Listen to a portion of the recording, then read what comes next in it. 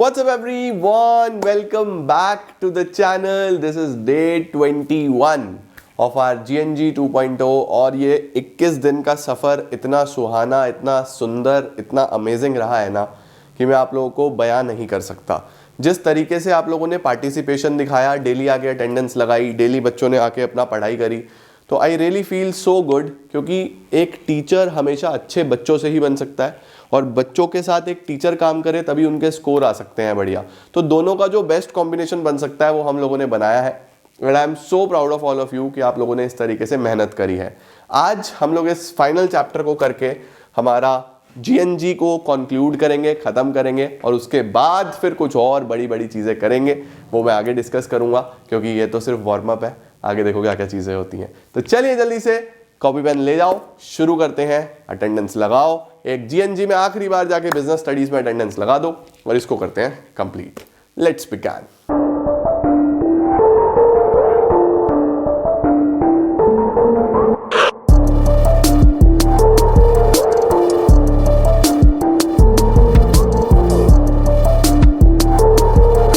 शुरू करेंगे अब बच्चों हम लोग फाइनेंशियल मैनेजमेंट के साथ, जिसमें सबसे पहला आता है the meaning of financial management.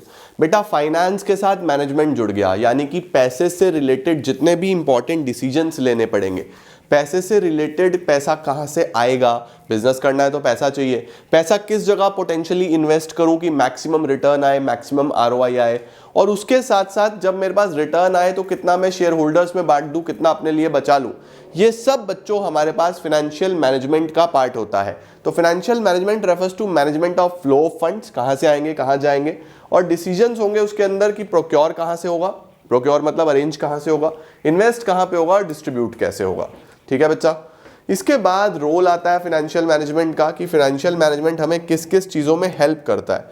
तो बच्चों फाइनेंशियल मैनेजमेंट जब हम पढ़ते हैं तो हमें यह समझ में आता है कि एक बिजनेस के लिए कितने और किस तरीके के फिक्स एसेट्स चाहिए होंगे, यानी कि साइज ऑफ फिक्स एसेट्स, कितने ज़्यादा कितने कम, और कौन से तरीके के fix assets, land, building, plant, machinery, क्या लेना है, वो सब बच्चों फाइनेंशियल मैनेजमेंट से हमें समझ में आता है। दूसरा ऐसे ही करंट एसेट कौन से चाहिए होंगे, इन्वेंट्री मेंटेन करें, कैश मेंटेन करें, डेटर यानी उधार पे पैसा बांटे या ना बांटे। तो ये सब सारी की सारी चीज़ें बच्चों ये भी हमें फाइनेंशियल मैनेजमेंट से समझ में आती हैं। उसके बाद long term and short term funds, कितना पैसा लॉन्ग टर्म में अरेंज करना है, कितना पैसा शॉर्ट टर्म के लिए अरेंज करना है, यानी हम जो लोन वोन ले रहे हैं वो लॉन्ग टर्म के लिए लें या शॉर्ट टर्म के लिए लें, ये भी देखना ज़रूरी होता है। उसके बाद अगर आप लॉन्ग टर्म में जा रहे हो तो आप शेयर्स इशू करो या फिर डिवेंचर इशू करो या फिर आप बैंक लोन में जाओ, आप किस तरफ जाओ ये भी देखना बहुत इंपॉर्टेंट होता है। एंड देन इस सबसे बच्चों हमारे पीएनएल को इंपैक्ट आता है। पीएनएल को कैसे इंपैक्ट आता है भाई, तुम अगर डिवेंचर्स इशू करोगे तो इंटरेस्ट आएगा, राइट। उसके बाद टैक्सेस का हिसाब किताब शेयर में अलग होता है, डिवेंचर में अलग होता है। एसेट कौन सा ले रहे हो, करंट एसेट ले रहे हो या फिक्स एसेट्स ले रहे हो, तो डेप्रीसिएशन, रेंट, अगर आप रेंट पे चीजें ले रहे हो, तो बहुत सारी मल्टीपल इस तरीके की चीजें हैं जो पीएनएल को इंपैक्ट करती हैं। तो फाइनेंशियल मैनेजमेंट कहीं ना कहीं हमारे बैलेंस शीट और पीएनएल सबको इंपैक्ट करता है। तो सबसे पहले क्या, कितने फिक्स एसेट्स होने चाहिए, कौन से फिक्स एसेट्स होने चाहिए, कितने करंट एसेट्स होने चाहिए, कौन से करंट एसेट्स होने चाहिए। उसके बाद बच्चों लॉन्ग टर्म या शॉर्ट टर्म से पैसा रेज करें। उसके बाद कितना डेट कितना इक्विटी, या सारा डेट या सारा इक्विटी क्या। उसके साथ साथ पीएनएल में सारी आइटम्स, ये सब बच्चों फाइनेंशियल मैनेजमेंट में आता है। देन ऑब्जेक्टिव्स क्या होते हैं फाइनेंशियल मैनेजमेंट के, हम फाइनेंशियल मैनेजमेंट कर ही क्यों रहे हैं। देखो बच्चों जो मेन ऑब्जेक्टिव है वो ये है कि ऑनर को सबसे ज्यादा फायदा हो। अब ऑनर कौन है, शेयर होल्डर, भाई जो मालिक है जिसने पैसा लगाया है उसको तो फायदा होना ही चाहिए ना। तो पहला ऑब्जेक्टिव तो वही है कि मालिक खुश रहे। तो मालिक है कौन, शेयर होल्डर। तो हमारा जो मेन ऑब्जेक्टिव होता है वो होता है maximize the market price of equity shares, यानी कि जो मार्केट वैल्यू है ना, जो मार्केट वैल्यू है वो बढ़ती चली जाए। अब वो किस कंपनी के शेयर की वैल्यू बढ़ती है, जिसकी डिमांड ज़्यादा होती है। डिमांड किसकी ज़्यादा होती है, जो परफॉर्म अच्छा कर रही होती है, जिसकी मार्केट में पोजीशन अच्छी हो रही होती है, जो सारे डिसीजंस अच्छे ले रहे होते हैं। तो अच्छे फाइनेंशियल मैनेजमेंट का पर्पज़ ही ये है कि आप अच्छे डिसीजंस लो ताकि अच्छी वैल्यू बने। अच्छी वैल्यू बने तो अल्टीमेटली मार्केट में इज्जत बनेगी तो शेयर का वैल्यू बढ़ेगा, राइट। अच्छा अब ये होता कब कब है, नंबर 1, जब आपके पास फंड्स अवेलेबल होते हैं रीजनेबल कॉस्ट पे। नंबर 2, जब आप फंड्स को प्रॉपरली यूटिलाइज करते हो। नंबर 3, जब आप एक प्रॉपर रिजर्व्स बना के चलते हो, ताकि अगर आपको कभी भी फ्यूचर में लॉसेस वगैरह भी हो तो आपके डिविडेंड पे इंपैक्ट ना आए, आप रिजर्व्स में से पैसा यूटिलाइज कर पाओ। तो अपने आप में बच्चों ये भी ऑब्जेक्टिव्स होते हैं, तभी तो ये होगा। तो मेन ऑब्जेक्टिव तो यही है, लेकिन इसको करने के लिए ये करके चलना पड़ता है कि रिजर्व्स मेंटेन करो, अच्छे सस्ते रेट्स पे पैसा अरेंज करो, अच्छी जगह इन्वेस्ट करो, ये सब बहुत इंपॉर्टेंट है। लो इसका स्क्रीनशॉट। डन। नेक्स्ट क्या है बच्चों, व्हाट इज नेक्स्ट? अब आ रहे हैं हमारे पास 3 प्रकार के डिसीजंस, जिस पे पूरा का पूरा चैप्टर टिका हुआ है। पूरा चैप्टर बच्चों इस पे टिका हुआ है। कौन कौन से 3 डिसीजंस हैं sir? Investment decision, financing decision, dividend decision. क्या होते हैं सर ये 3 डिसीजंस? देखो बच्चों, वही वाली बात है कि अगर धंधा करना है, बिजनेस करना है, तो पहले पैसा चाहिए। तो पैसा किस सोर्स से आएगा, यानी कि आप पैसा कहां से अरेंज करने वाले हो? अपना पैसा लगाने वाले हो यानी ओनर्स फंड्स, या बोरो करने वाले हो यानी बोरोड फंड्स। तो ये जो डिसीजन पहला है कि पैसा कहां से आएगा, इसको बोलते हैं फाइनेंसिंग डिसीजन।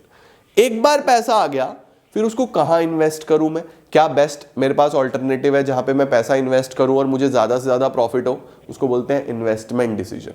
अब एक बार इन्वेस्ट कर दिया, अब मुझे वहां से कुछ ना कुछ रिटर्न आया। भाई बिजनेस कर रहे हो, रिटर्न तो आएगा ना। अब जो रिटर्न आया बच्चों, उस रिटर्न का मैं क्या करूं? क्या मैं फ्यूचर के लिए सारा सेव कर लूं, या मैं सारा शेयर होल्डर्स में बांट दूं एज डिविडेंड, या फिर थोड़ा सा बांट दूं, थोड़ा सा सेव कर लूं? इसमें कितना परसेंट बांटूं, कितना सेव करूं, ये सब सोचना पड़ेगा। ये कौन से डिसीजन में आएगा? डिविडेंड डिसीजन में आएगा। तो सबसे पहले पैसा कहां से आएगा, वो है फाइनेंसिंग।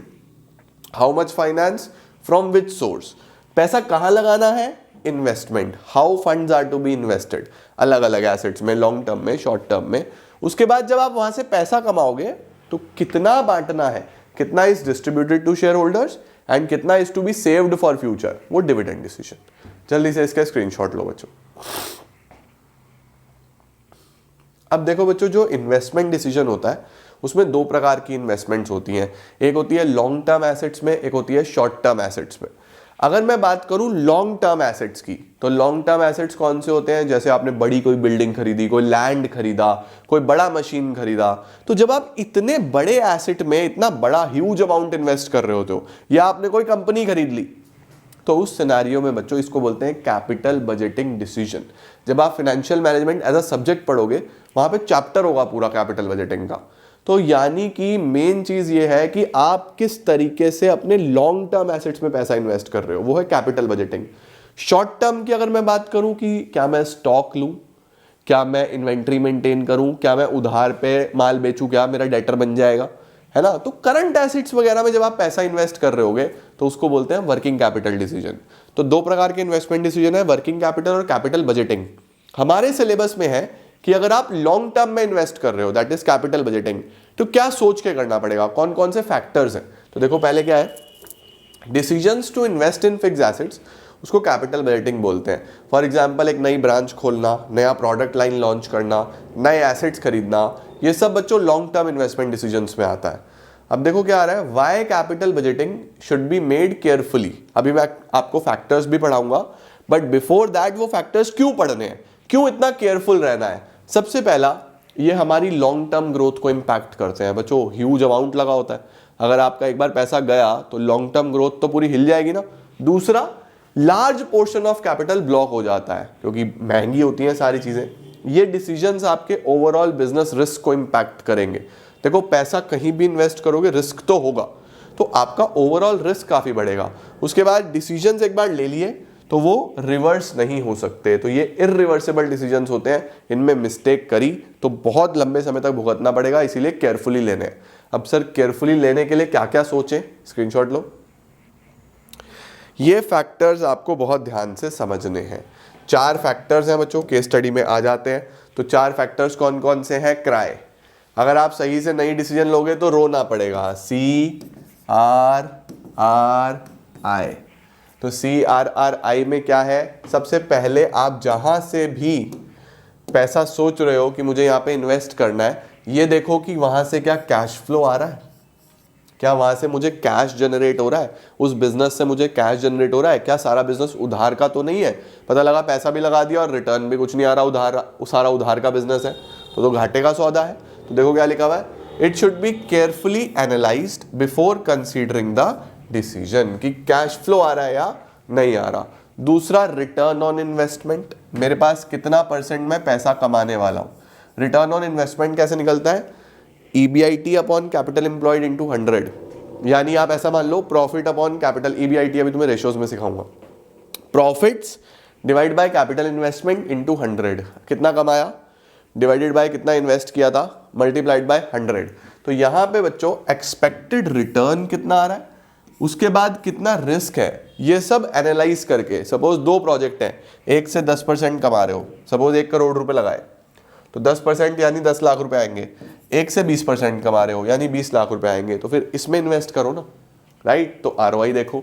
तीसरा रिस्क देखो, किसमें ज्यादा किसमें कम, रिस्क को केयरफुली एनालाइज करो और कैलकुलेटिव रिस्क ले लो। देन इन्वेस्टमेंट क्राइटेरिया, कि क्या है हमारा investment criteria, a number of calculations regarding the amount of investment, कितना इन्वेस्टमेंट होगा, क्या इंटरेस्ट रेट होगा, क्या कैश फ्लो होगा, क्या रेट ऑफ रिटर्न होगा, वो कंसिडर करके चलना है, तभी चीजें हो पाएंगी। तो 4 फैक्टर कंसिडर कर लो, सबसे पहला कैश फ्लो, दूसरा रिटर्न, तीसरा रिस्क, चौथा इन्वेस्टमेंट। ये बहुत इंपॉर्टेंट है, ठीक है बच्चों। This is factors affecting capital budgeting decision. अब हमारे पास आते हैं बच्चों factors affecting financing decision. Sir financing decision के भी फैक्टर्स हैं, तीनों के ही फैक्टर्स हैं। जैसे सबसे पहले तीनों का मतलब देखा, अब तीनों के फैक्टर्स देख लो। फाइनेंसिंग से क्या मतलब है सर, बच्चों पैसा किस सोर्स से हम रेज करने वाले हैं, हम डेट से रेज करेंगे या इक्विटी से रेज करेंगे। अब अगर डेट या इक्विटी से रेज करेंगे तो ये हमें फैक्टर ध्यान से पहले देख लेने हैं। नंबर 1 मैं आपको कुछ छोटी छोटी चीजें बता दूं, जैसे बच्चों हमारे पास डेट है और इक्विटी है। डेट बेटा रिस्की होता है, ये लेस रिस्की होता है, ठीक है, लेकिन ये कॉस्टली होता है, डेट लेस कॉस्टली होता है। इसका क्या मतलब हुआ, इसका मतलब ये हुआ बच्चों कि जब हम कोई भी फाइनेंसिंग डिसीजन लेते हैं, जब हम फाइनेंसिंग डिसीजन लेते हैं तो उस सिनेरियो में आपको देखना है कि आप डेट में जा रहे हो या इक्विटी में जा रहे हो, आप कर्जा लेना चाहते हो या शेयर इशू करके ओनरशिप फंड्स देना चाहते हो।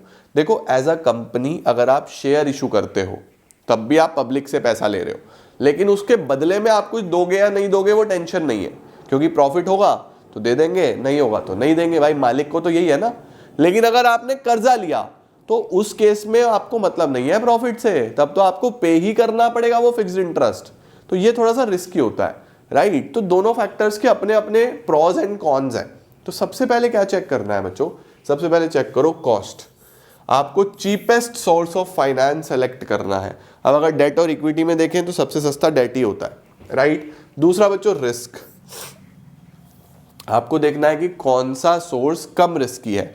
अब अगर रिस्क के पॉइंट ऑफ व्यू से देखें तो इक्विटी इज लेस रिस्की, तो रिस्क वाला फैक्टर इक्विटी के फेवर में जाता है। तो सर फिर तो हम डिसीजन ही नहीं ले पाएंगे। बच्चों अपना अपना कैलकुलेशन लगाना है कि आपके लिए क्या ज्यादा इंपॉर्टेंट है, आपके लिए रिस्क ज्यादा इंपॉर्टेंट है या आपके लिए कॉस्ट ज्यादा इंपॉर्टेंट है, राइट। उसके बाद फ्लोटेशन कॉस्ट, फ्लोटेशन कॉस्ट किसको बोलते हैं बच्चों, फ्लोटेशन कॉस्ट बोलते हैं कॉस्ट ऑफ इशू को, जैसे एडवर्टीजमेंट, प्रिंटिंग प्रोस्पेक्टस एटसेट्रा, ये सब बच्चों फ्लोटेशन कॉस्ट का पार्ट है, राइट। अब इसमें क्या होता है, issue of shares involves flotation cost whereas loan from bank does not involve such cost. तो अगर आप शेयर्स इशू करते हो, डिबेंचर्स इशू करते हो, तो उसमें आपका ये सब खर्चे आते हैं, एडवर्टीजमेंट, प्रोस्पेक्टस, ये सब आता है। जबकि अगर आप बैंक से लोन लेते हो तो ऐसा कुछ भी नहीं होता, बैंक लोन में ऐसा कुछ भी नहीं होता बच्चों।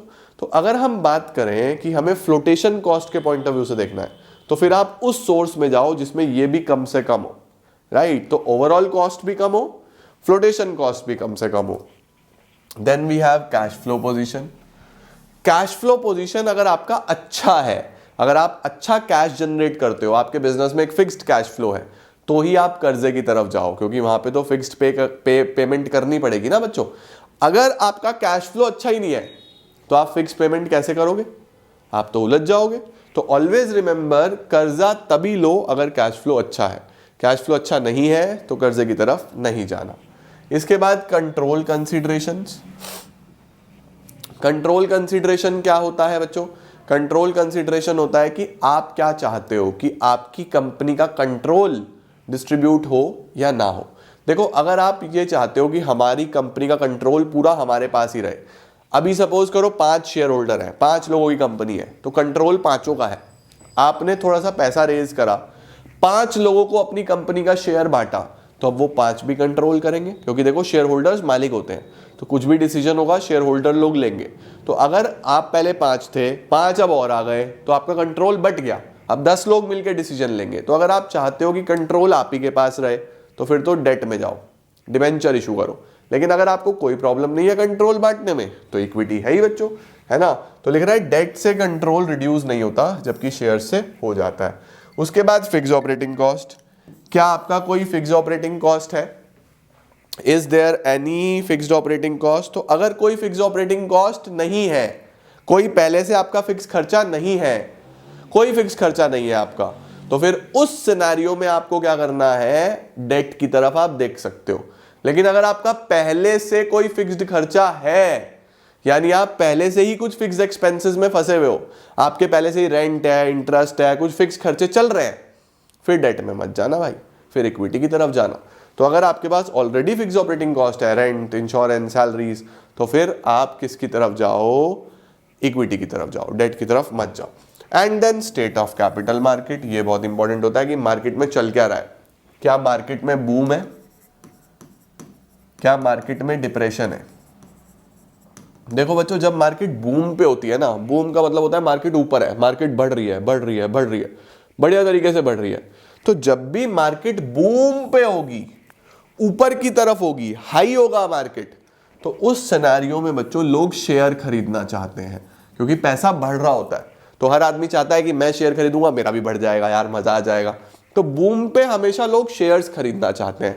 अगर बच्चों डिप्रेशन की बात करूं, तो उस टाइम पे मार्केट गिर रही होती है, डाउन, कि जो पैसा इन्वेस्ट करेगा पैसा डूब जाएगा, जो इन्वेस्ट करेगा पैसा डूब जाएगा, जो इन्वेस्ट करेगा पैसा डूब जाएगा।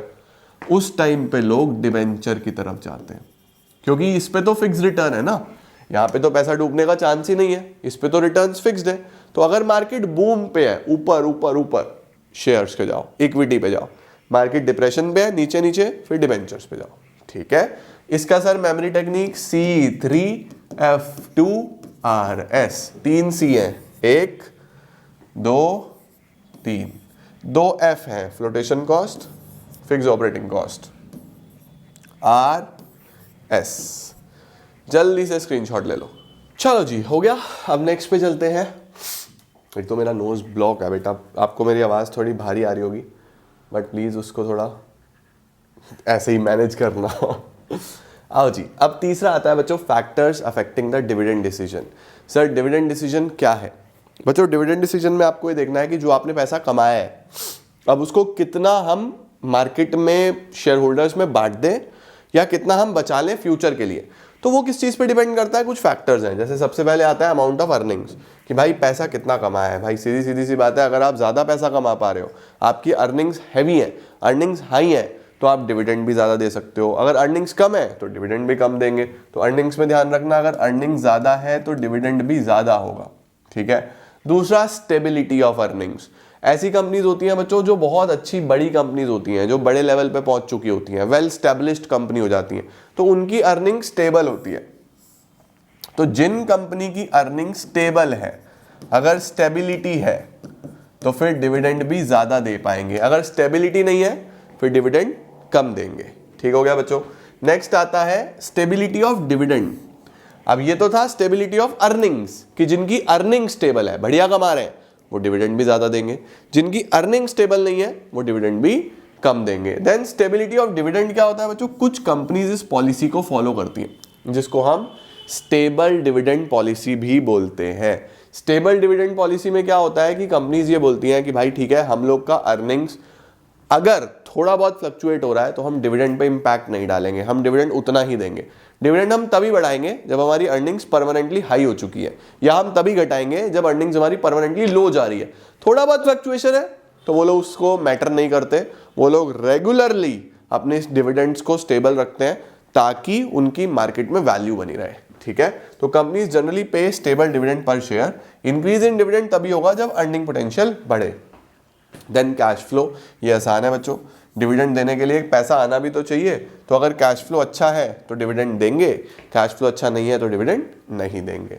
देन ग्रोथ अपॉर्चुनिटीज, अगर बेटा ग्रोथ अपॉर्चुनिटीज है, मार्केट में इन्वेस्टमेंट अपॉर्चुनिटीज है, आप कुछ अच्छा करना चाहते हो, आप कुछ बड़ा करना चाहते हो, तो ग्रोथ अपॉर्चुनिटीज या इन्वेस्टमेंट अपॉर्चुनिटीज में बच्चों हम लोगों का इस तरीके से होता है कि अगर मार्केट में अब कुछ आने वाली है बड़ी इन्वेस्टमेंट अपॉर्चुनिटी, तो पैसे की जरूरत पड़ेगी, तो अगर सारा डिविडेंड बांट दिया तो पैसा कहाँ से लाएंगे। तो ग्रोथ अपॉर्चुनिटी में इन्वेस्ट करने के लिए हमारे पास पैसा होना चाहिए। तो अगर आपको लग रहा है कि we have a growth opportunity, तो पैसा सेव कर लो, उसको बांटो मत, ठीक है, सेविंग कर लो। लेकिन अगर ऐसा लग रहा है कि कोई ग्रोथ अपॉर्चुनिटी नहीं है तो डिविडेंड बांट दो यार, फिर डिविडेंड बांट देना चाहिए, ठीक है। If a company has growth opportunities it पे लेस डिविडेंड, ठीक है। शेयर होल्डर्स का प्रेफरेंस भी पूछना पड़ता है बच्चों। बहुत सारे ऐसे शेयर होल्डर हैं जिनको रेगुलर डिविडेंड चाहिए होता है, तो अगर मेरे शेयर होल्डर का प्रेफरेंस है कि मुझे रेगुलर डिविडेंड चाहिए, मुझे रेगुलर बेसिस पे पैसा आना चाहिए, तो फिर उस सिनेरियो में बच्चों डिविडेंड देना ही पड़ता है। क्योंकि कुछ कंपनीज के ऐसे शेयर होल्डर्स होते हैं जो कि मिडिल क्लास शेयर होल्डर्स हैं, या उनका घर का खाना ही किससे चल रहा है, डिविडेंड से चल रहा है, जो रेगुलरली डिविडेंड पे डिपेंडेंट होते हैं। बट कुछ कंपनीज के शेयर होल्डर्स होते हैं रिच, वेल्दी, जिनको फर्क ही नहीं पड़ता, तो वो बोलते हैं कि हमें डिविडेंड नहीं चाहिए, आप इसको सेव कर लो या री इन्वेस्ट कर दो। तो होता क्या है, अगर आपको ध्यान में रखना है कि डिविडेंड देने से पहले कि आपके शेयर होल्डर का प्रेफरेंस कैसा है। अगर शेयर होल्डर रिच है, वेल्दी है, तो आप सेव कर सकते हो। शेयर होल्डर अगर गरीब है, बेचारे मिडिल क्लास हैं, तो फिर उनको डिविडेंड देना पड़ेगा। नेक्स्ट क्या है सर, नेक्स्ट आता है बच्चों एक्सेस टू कैपिटल मार्केट्स, कि आपका कैपिटल मार्केट में कितना अच्छा एक्सेस है, क्या आप कैपिटल मार्केट तक खुद रीच आउट कर सकते हो। कैपिटल मार्केट यानी शेयर मार्केट, क्या आपको शेयर मार्केट में लोग जानते हैं। अगर आप शेयर मार्केट में जाओगे तो क्या आपको और पैसा मिल जाएगा आसानी से। तो बच्चों अगर आप मार्केट में अच्छी पकड़ रखते हो, अच्छी गुडविल रखते हो, तो फिर तो आपको कुछ भी सेव करने की जरूरत नहीं है। जब पैसे की जरूरत होगी मार्केट में जाके रेज कर लेंगे, है ना। लेकिन अगर मेरी मार्केट में जान पहचान नहीं है या गुडविल अच्छी नहीं है मेरी मार्केट में, ऐसा लगता है मुझे कि अब मेरी कंपनी में कोई इन्वेस्ट नहीं करने वाला, तो फिर उस सिनेरियो में मुझे क्या करना चाहिए, सेविंग करके रखनी चाहिए कि फ्यूचर में अगर जरूरत पड़ी तो कम से कम मैं सेविंग से ले लूंगा ना पैसा। तो देखो लिखा हुआ है to finance new projects. Large companies के पास तो एक्सेस होता है कैपिटल मार्केट का, तो वो ज्यादा डिविडेंड दे सकती हैं। लेकिन जो स्मॉल कंपनीज होती हैं या जिनकी रेपुटेशन अच्छी नहीं होती, वो ज्यादा डिविडेंड नहीं दे पाती, ठीक है। लीगल रिस्ट्रिक्शंस, लीगल रिस्ट्रिक्शंस में क्या है बच्चों कि कंपनीज एक्ट में कुछ प्रोविजंस हैं, आपको वो फॉलो करना है तभी आप डिविडेंड दे सकते हो। उससे ज्यादा या उससे कम या उससे पहले उसके बाद में आप डिविडेंड नहीं दे पाओगे सर। जैसे जैसे कंपनीज एक्ट ये बोलता है कि भाई साहब आपको सबसे पहले क्रेडिटर्स को पे करना है, ठीक है, बैंक लोन है उसको चुकाओ, डिवेंचर का इंटरेस्ट है उसको चुकाओ। तो कंपनीज एक्ट के जो नियम हैं या जो प्रोविजंस हैं वो पूरे करने के बाद ही आप डिविडेंड दे सकते हो, उससे पहले नहीं दे सकते। तो ऑलवेज कंसिडर कंपनीज एक्ट के सारे provisions. Then contractual constraints. Contractual का मतलब होता है कि अगर मैंने किसी के साथ कॉन्ट्रैक्ट किया है, मैंने किसी से पैसा लिया हुआ था, कॉन्ट्रैक्ट किया और उस कॉन्ट्रैक्ट में उसने लिख दिया कि डिविडेंड देने से पहले मेरा इंटरेस्ट दिया जाएगा या मेरा इंस्टॉलमेंट दिया जाएगा, तो अब मैं बाउंड हो गया उस कॉन्ट्रैक्ट में। तो ये डिविडेंड देने से मुझे रोक देगा, क्यों, क्योंकि ये भी एक अपने आप में कॉन्ट्रैक्ट है ना। तो कॉन्ट्रैक्चुअल कॉन्स्ट्रेंट्स का मतलब जब कंपनीज ने कुछ लोन वोन किसी फाइनेंसर से लिए हुए, तो वो भी रेस्ट्रिक्शन लगा सकता है डिविडेंड देने पे। स्टॉक मार्केट रिएक्शन, आपको देखना है कि डिविडेंड देने या ना देने से मार्केट में कैसा रिएक्शन आता है। देखो जो कंपनीज डिविडेंड देती हैं वो हमेशा अच्छी कंपनीज मानी जाती हैं, उन कंपनीज को हमेशा बेटर कंपनीज, अच्छी गुडविल वाली कंपनीज माना जाता है। तो हमेशा अगर आपको अपनी गुडविल मेंटेन करनी है तो डिविडेंड देना चाहिए, नहीं दोगे तो फिर आपका रिएक्शन तो आएगा मार्केट में, ठीक है। टैक्सेशन पॉलिसी की बात करते हैं बच्चों। टैक्सेशन पॉलिसी में बेटा जी अगर टैक्स रेट हाई है तो कंपनी लेस डिविडेंड देना चाहती है। क्यों, क्योंकि हर डिविडेंड पे उसको टैक्स देना पड़ेगा, हर डिविडेंड पे उसको टैक्स देना पड़ेगा। तो अगर टैक्स का रेट हाई है तो कंपनी डिविडेंड नहीं देती, कंपनी प्रेफर टू पे less in the form of dividend. वहीं पे अगर टैक्स रेट लो है, टैक्स रेट कम है, तो कंपनी डिविडेंड दे के अपने आप का रेपुटेशन बिल्ड कर लेती है मार्केट में। तो ध्यान रखना डिविडेंड देने पे भी टैक्स होता है। अगर वो टैक्स रेट हाई है तो कंपनी कम डिविडेंड देगी, टैक्स रेट लो है तो डिविडेंड ज़्यादा देगी। क्या बात है सर। अब आ रहा है बच्चों हमारे पास नेक्स्ट कॉन्सेप्ट, फाइनेंशियल प्लानिंग। क्या होता है फाइनेंशियल प्लानिंग? फाइनेंशियल प्लानिंग का मतलब बच्चों आज बैठ के फ्यूचर के बारे में सोचना, कागज पे लिख के प्लानिंग करना। तो व्हाट इज फाइनेंशियल प्लानिंग? बस फाइनेंस के साथ प्लानिंग जोड़ दी, थिंकिंग इन एडवांस। फाइनेंस कैसे होगा, पैसा कैसे अरेंज करेंगे, कितना पैसा चाहिए, कहाँ पे लगाएंगे, कहाँ से और पैसा कमाएंगे, तो वही लिखा हुआ है। It is the process of estimating the funds requirement. पहले तो फंड्स रिक्वायरमेंट को एस्टिमेट करो कि कितना फंड चाहिए होगा, स्पेसिफाई करो किस सोर्स से आएगा, कहाँ से लाएंगे, किस तरीके से लाएंगे। उसके बाद पूरा फाइनेंशियल ब्लूप्रिंट बनाना, ये हमारे पास बच्चों फाइनेंशियल प्लानिंग में आ जाता है। फाइनेंशियल प्लानिंग क्यों करी जाती है? उसके पीछे दो पर्पस हैं बेटा। सबसे पहला पर्पस क्या होता है? टू एंश्योर कि मेरे पास फंड्स अवेलेबल हों व्हेनेवर रिक्वायर्ड। मुझे जब भी पैसे की जरूरत हो, प्लानिंग हम इसीलिए तो करते हैं कि जब भी पैसे की जरूरत हो मेरे पास फंड्स अवेलेबल। और दूसरा, टू सी दैट, क्या चेक करना, ये देखना कि firm does not raise resources unnecessarily. Firm unnecessary fund raise ना करे, as it will increase the cost and resources. ठीक है, परफेक्ट है। तो सबसे पहला क्या है? टू मेक श्योर कि जब भी मुझे पैसे की जरूरत हो पैसा अवेलेबल हो। नंबर टू, अननेसेसरी रेज ना करें, जब जरूरत हो तभी रेज करें। देखो अगर पैसा ज्यादा है वो भी दिक्कत है, कम है तो भी दिक्कत है, तो मुझे देख के ही ये काम करना है। ओके, क्यों इंपॉर्टेंट होता है फाइनेंशियल प्लानिंग, क्यों आपको ध्यान से प्लानिंग कर लेनी चाहिए? ये इजी है बच्चों, जैसे प्लानिंग की इंपॉर्टेंस थी ना, ऑलमोस्ट वही है। देखो अगर आप फाइनेंस को प्लान करते हो तो आप बेटर प्रिपेयर्ड हो फ्यूचर के लिए। भाई जिसने प्लानिंग कर ली उसने अपनी रिस्क वगैरह सबका इवैल्यूएशन कर लिया, उसको ये भी पता है फ्यूचर में कितना पैसे की जरूरत पड़ सकती है, कब पड़ सकती है, पड़ेगी तो मैं कहाँ से लाऊंगा पैसा, किस तरीके से लाऊंगा। तो it makes the firm better prepared for the future. दूसरा, it helps in avoiding business shocks and surprises. ये बच्चों हमें मदद करता है, फाइनेंशियल प्लानिंग हमें हेल्प करता है in avoiding the business shocks and surprises. देखो जब हम प्लानिंग करते हैं तो हम एडवांस में सब चीज़ सोच लेते हैं कि कल क्या होने वाला है, कैसे होने वाला है, कैसे ये मुझे इम्पैक्ट करेगा। तो जब भी मैं ये सब करता हूँ तो ये मुझे हेल्प करता है प्लानिंग, कि मैं सब कुछ पहले से लिख के चल रहा हूँ। जैसे आपने प्लानिंग प्रोसेस पढ़ा था ना, क्या था? Setting objective, then developing premises. Future के बारे में पहले से चीज़ें एज्यूम करके चलना।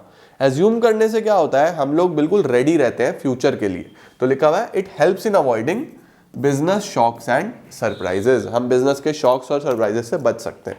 कोऑर्डिनेशन करना आसान हो जाता है क्योंकि प्लानिंग में हमें पता होता है कितना पैसा कहाँ लगाना है, कहाँ से आएगा, तो कोऑर्डिनेट करना ईजी है। उसके बाद फाइनेंस का प्रॉपर यूटिलाइजेशन, वेस्टेज नहीं होता प्लानिंग करने से। प्रेजेंट को फ्यूचर के साथ लिंक करता है, ये तो ऑफ कोर्स सीधी सी बात है। आज कहाँ हूँ और कहाँ पहुँचना चाहता हूँ, इसके बीच में प्लानिंग है। इन्वेस्टमेंट और फाइनेंसिंग डिसीजन, ये इंपॉर्टेंट है बच्चों। इन्वेस्टमेंट और फाइनेंशियल डिसीजंस के बीच में भी प्लानिंग ही होती है। कैसे सर?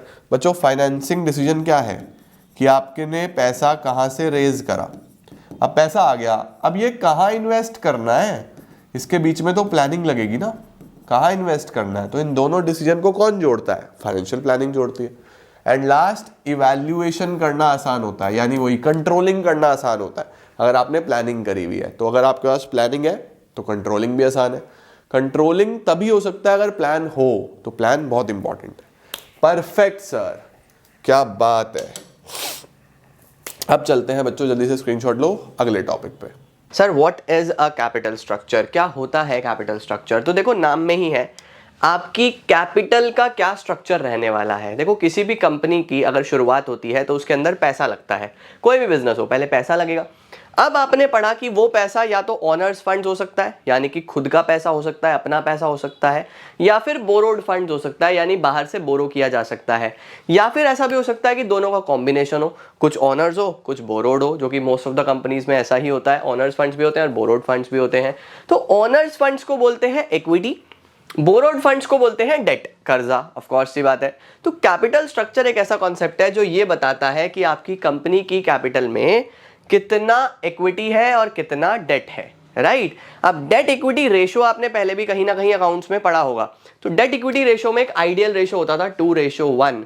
इसका मतलब ये है कि आप जितना भी इक्विटी लगा रहे हो कोशिश कीजिए कि उसका मैक्सिमम डबल हो डेट, उससे ज्यादा ना हो। उससे ज्यादा फिर वो थोड़ा सा रिस्की सिचुएशन होता चला जाता है। तो एक सेफ डेट इक्विटी रेशो या एक आइडियल डेट इक्विटी रेशो हम बोलते हैं 2:1 तक हो सकता है। उससे ज्यादा थोड़ा सा रिस्की होता चला जाता है, डेट ज्यादा नहीं बढ़ा पे। ठीक है, तो देखो क्या लिखा हुआ है, capital structure means the proportion of debt and equity used for financing the operations of the business. एक बिजनेस में कितना डेट है कितना इक्विटी है, दोनों के प्रोपोर्शन को हम कैपिटल स्ट्रक्चर बोलते हैं। कैपिटल स्ट्रक्चर का formula debt divided by equity. आगे लिखा हुआ है ideal capital structure is very difficult to define. एक आइडियल कैपिटल स्ट्रक्चर बहुत मुश्किल है डिफाइन करना, किसी के लिए कुछ काम करता है किसी के लिए कुछ काम करता है, but it should be such that it increases the value of equity shares और maximizes the wealth of equity shares। इसका क्या मतलब है समझो। इसने बोला एक अच्छा कैपिटल स्ट्रक्चर डिफाइन तो नहीं किया जा सकता, लेकिन ऐसा होना चाहिए कि वो मैक्सिमाइज करे। क्या मैक्सिमाइज करे? वेल्थ। किसकी वेल्थ?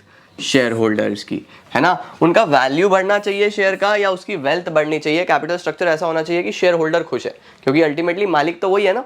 तो कैपिटल स्ट्रक्चर ऐसा हो कि आपका शेयर होल्डर खुश हो। अब शेयर होल्डर कब खुश होता है? जब उसका अर्निंग पर शेयर अच्छा आ रहा होता है। अर्निंग पर शेयर का मतलब होता है कि उसने जितना पैसा लगाया हुआ है उस पर वो कितना अर्न कर रहा है। इसको मैं आगे ईपीएस बोलूंगा, तो ईपीएस समझ जाना, अर्निंग पर शेयर।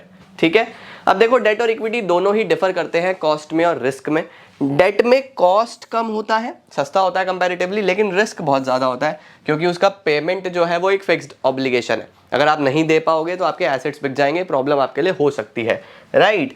अब देखो लिखा हुआ है, क्योंकि इसके अंदर क्या होता है, रेगुलर इंटरेस्ट जो एक लीगल ऑब्लिगेशन है। If the company fails to pay, security holders can claim over the assets of the company, right. Equity में क्या होता है, इक्विटी एक्सपेंसिव है, these are expensive but these are safe securities. लेकिन safe है अगर हम कंपनी के पॉइंट ऑफ व्यू से देखें, क्योंकि इसके अंदर आपने पे बैक, यानी कि जो आपको पैसा वापस से पे करना है, वो पे करना प्रॉफिट्स पे डिपेंडेंट होता है। कोई लीगल ऑब्लिगेशन नहीं है कि आपको हर साल इतना रिटर्न देना ही देना है, ऐसा कोई लीगल ऑब्लिगेशन नहीं है।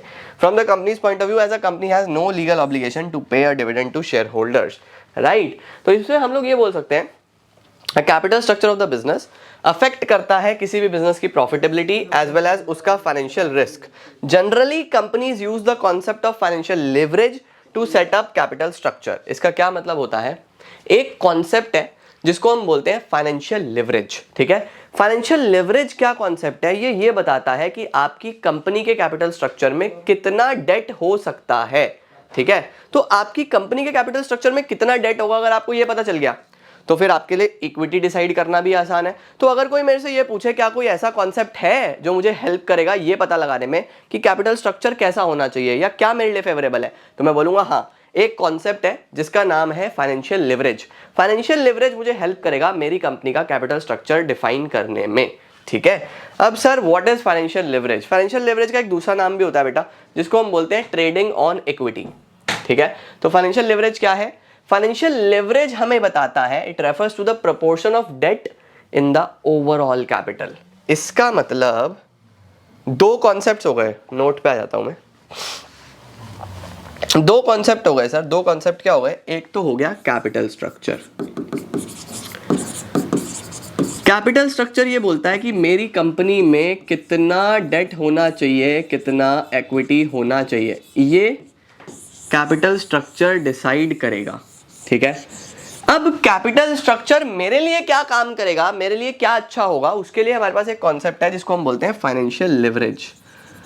फाइनेंशियल लिवरेज ये बताता है कि आपकी कंपनी में कितना डेट आप ले सकते हो जो आपको फायदा दे। मतलब ये जो कॉन्सेप्ट है ये मेनली डेट पे बेस्ड है। ये बताता है कि आपकी ओवरऑल कैपिटल में कितना डेट होना चाहिए। ओवरऑल कैपिटल, ओवरऑल कैपिटल का मतलब क्या होता है? ओवरऑल कैपिटल का मतलब होता है कि debt plus equity, total capital हो गया ना। तो फाइनेंशियल लिवरेज को हम लोग ये भी बोल सकते हैं कि इसका फॉर्मूला हो सकता है debt upon debt plus equity, या फिर ओवरऑल कैपिटल को आप इक्विटी भी बोल देते हो, तो कुछ लोग इसको डेट अपॉन इक्विटी भी बोल देते हैं। लेकिन ऊपर इक्विटी का मतलब क्या था कि शेयर होल्डिंग कितनी है, ओनर्स फंड्स कितना है। यहाँ पे इक्विटी का मतलब क्या है, यहाँ पे total capital of the company है। ठीक है, परफेक्ट हो गया, सही हो गया जी। चलो भाई, नोट आपकी हमें फिलहाल जरूरत नहीं है, आपसे हम बाद में मिलेंगे। Exit, don't save. चलो देखो क्या लिखा हुआ है, With debt funds, companies funds and earnings increases because debt is a cheaper source of finance. देखो लिखा हुआ है डेट लेने से कंपनी को फायदा हो सकता है। क्यों? क्योंकि सबसे पहले डेट एक चीपर सोर्स ऑफ फाइनेंस है। डेट कंपैरेटिवली सस्ता है, हाँ रिस्की है लेकिन सस्ता है। कॉस्ट कम होगी तो कंपनी का प्रॉफिट्स बढ़ सकते हैं, right. More debt will increase the earning only when the return on investment is more than rate of interest. आ जाओ, अब मैं आपको समझाने की कोशिश करता हूँ कॉन्सेप्ट क्या है। फाइनेंशियल लिवरेज कॉन्सेप्ट ये बोल रहा है कि अगर आप कर्जा लेते हो तो आपका बेनिफिट बढ़ सकता है, आपके बेनिफिट्स बढ़ सकते हैं। उसके पीछे दो कारण हैं। सबसे पहला तो ये है कि डेट एक चीपर सोर्स है as compare to equity. Of course debt एक चीपर सोर्स है, बिल्कुल चीपर सोर्स है। दूसरा ये है बच्चों, जो इंटरेस्ट आपको पे करना होता है डेट पे, interest on debt is a tax deductible expense. देखो इंटरेस्ट जो है ना वो एक खर्चे की तरीके से बुक होता है। Interest is an expense. जब आप अपना P&L बनाओगे तो इंटरेस्ट P&L के डेबिट में जाएगा।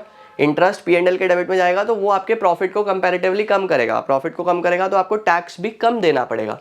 तो डेट आपका टैक्स भी सेव करने में हेल्प करता है, ठीक है। लेकिन ये फायदे तभी होंगे अगर जो आपने डेट लेके जहां भी पैसा लगाया है, कर्जा लिया तो कहीं ना कहीं पैसा लगाया होगा आपके बिजनेस में, ये फायदे तभी होंगे अगर आपका जो रिटर्न आ रहा है, that is the return on investment, ये ज़्यादा होना चाहिए किससे? रेट ऑफ इंटरेस्ट से। अगर आप कमा रहे हो 15%, 16%, 17%, आप 15% कमा रहे हो लेट्स सपोज, और आपको पे करना है 10%, यानी आपने जो पैसा लिया है वो 10% पे लिया है कि मैं 10% के हिसाब से पे करूंगा, और उस पैसे से मैं 15% का रिटर्न कमा रहा हूँ, तो अच्छी बात है ना यार, मेरा एक भी रुपया नहीं लगा, मैंने सारा का सारा पैसा बोरो करा हुआ है, उस पर मैं 15% कमा रहा हूँ, 10% मैं पे कर दूंगा, 5% मेरी जेब में गया बिना कुछ भी लगाए, गया या नहीं गया, ध्यान से समझना, इंपॉर्टेंट कॉन्सेप्ट है, दिमाग चलना चाहिए इसमें तुम्हारा। अगर मैं फाइनेंस की बात करता हूँ तो दिमाग ऐसे ही चलता है। हमने क्या बोला, भाई मेरे पास पैसा नहीं है, मुझे बिजनेस करना है, कैसे करूँ? कर्जा ले लो। कर्जा लूंगा तो मुझे बैंक को कितना परसेंट पे करना है? 10%। मेरा बिजनेस इससे ज्यादा कमा के दे। अगर मेरा बिजनेस 10% ही कमा रहा होगा तो 10% मैंने कमाया, उठा के सारा का सारा बैंक को दे दिया 10%, तो भैया मेरी कमाई क्या हुई? क्या फायदा हुआ मुझे? तो डेट मेरे लिए तभी फायदेमंद है अगर जो रिटर्न ऑन इन्वेस्टमेंट है वो ज्यादा आ रहा है रेट ऑफ इंटरेस्ट से। तो डेट लेने के दो फायदे हो सकते हैं, एक तो सस्ता है, दूसरा आपका टैक्स डिडक्टेबल है, टैक्स बचाता है, लेकिन टैक्स तभी बचाएगा, तभी फायदा होगा अगर रिटर्न ऑन इन्वेस्टमेंट ज्यादा आ रहा हो रेट ऑफ इंटरेस्ट से।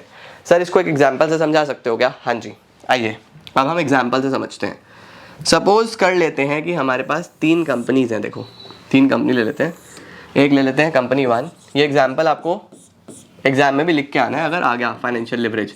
कंपनी 2 और कंपनी 3, हमारे पास 3 कंपनीज हैं। हम मान लेते हैं कि तीनों की ही जो कैपिटल है वो 50 लाख है, इसकी कैपिटल भी 50 लाख है, इसकी कैपिटल भी 50 लाख है, और इसकी कैपिटल भी 50 लाख है। तीनों ही कंपनीज की जो कैपिटल है वो 50 लाख है, ठीक है।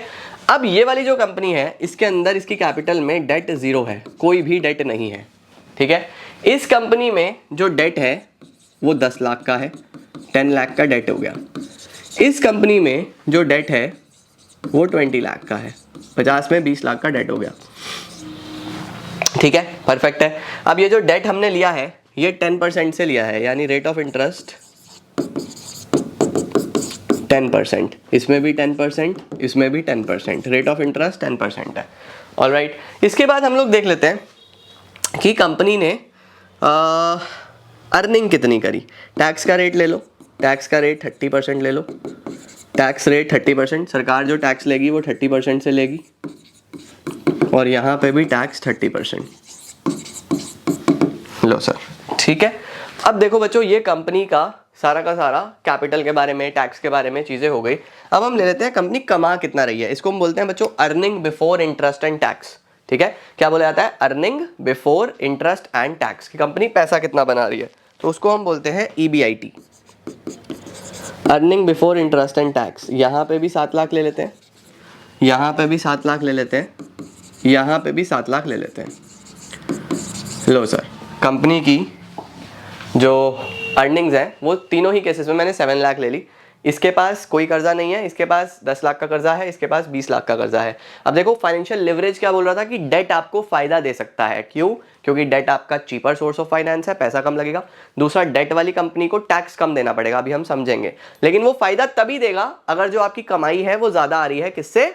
बाहर जो पैसा जाना है, यानी रेट ऑफ इंटरेस्ट से। आओ चेक करते हैं।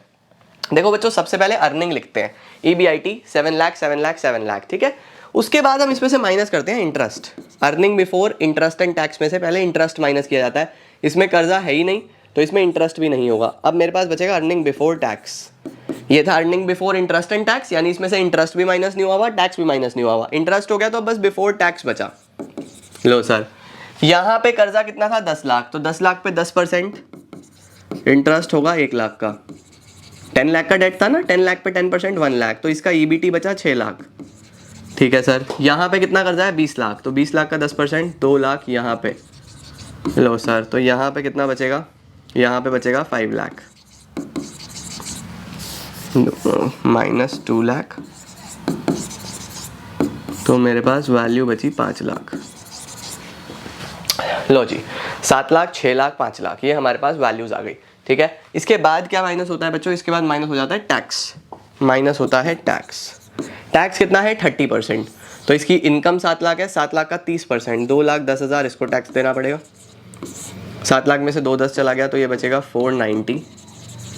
6 लाख का 30%, 180 इसको देना पड़ेगा।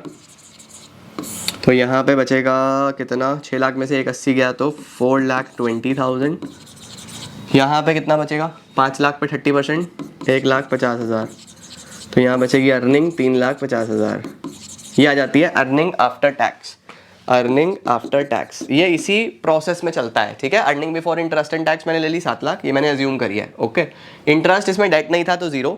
अर्निंग बिफोर टैक्स आ गया, फिर हमने टैक्स दिया 30%, तो ये अर्निंग आफ्टर टैक्स आ गया। मेरी अर्निंग्स ये है। अब देखो, पहली कंपनी में कर्जा था ही नहीं तो टैक्स कितना दे रही थी? ये 210। इसमें कर्जा था तो ये टैक्स दे रही है 180, देखो टैक्स कम दे रही है ये। उसमें कर्जा था, देखो टैक्स ये उससे भी कम दे रही है। जितना ज्यादा कर्जा हो रहा है उतना कम टैक्स दे रही है, तो कर्जा आपका टैक्स बचा रहा है। ठीक है, अच्छा और देखो अब आपको क्या करना है? ये अर्निंग्स की बात करें, अर्निंग्स इसमें 490 हुई, इसमें 420 हुई, इसमें 350 हुई। अब आप बोलोगे सर अर्निंग तो अभी भी इसकी सबसे ज्यादा है। आप तो बोल रहे थे जिस कंपनी में डेट होगा उसकी अर्निंग ज्यादा होगी। बेटा समझो, ये earning total earnings of the company है। अब हमें देखना है कि पर पर्सन कितनी अर्निंग डिस्ट्रीब्यूट हो रही है, एक इंसान को कितनी अर्निंग्स जा रही है। तो उसके लिए हमें निकालना पड़ता है अर्निंग पर शेयर। उसके लिए हमें क्या कैलकुलेट करना पड़ता है? Earning per share. अर्निंग्स पर शेयर। अर्निंग्स पर शेयर कैसे निकलता है? देखो, अर्निंग्स पर शेयर निकलता है अर्निंग आफ्टर टैक्स जो भी आया divided by number of equity shares. आपके पास जितने भी शेयर होल्डर्स हैं उसमें बांट दो, है ना भाई। अर्निंग आफ्टर टैक्स जो आपकी अर्निंग थी, जितने भी आपके पास इक्विटी शेयर होल्डर्स हैं उसमें बांट दो। तो मुझे कैलकुलेटर चाहिए होगा, कैलकुलेटर।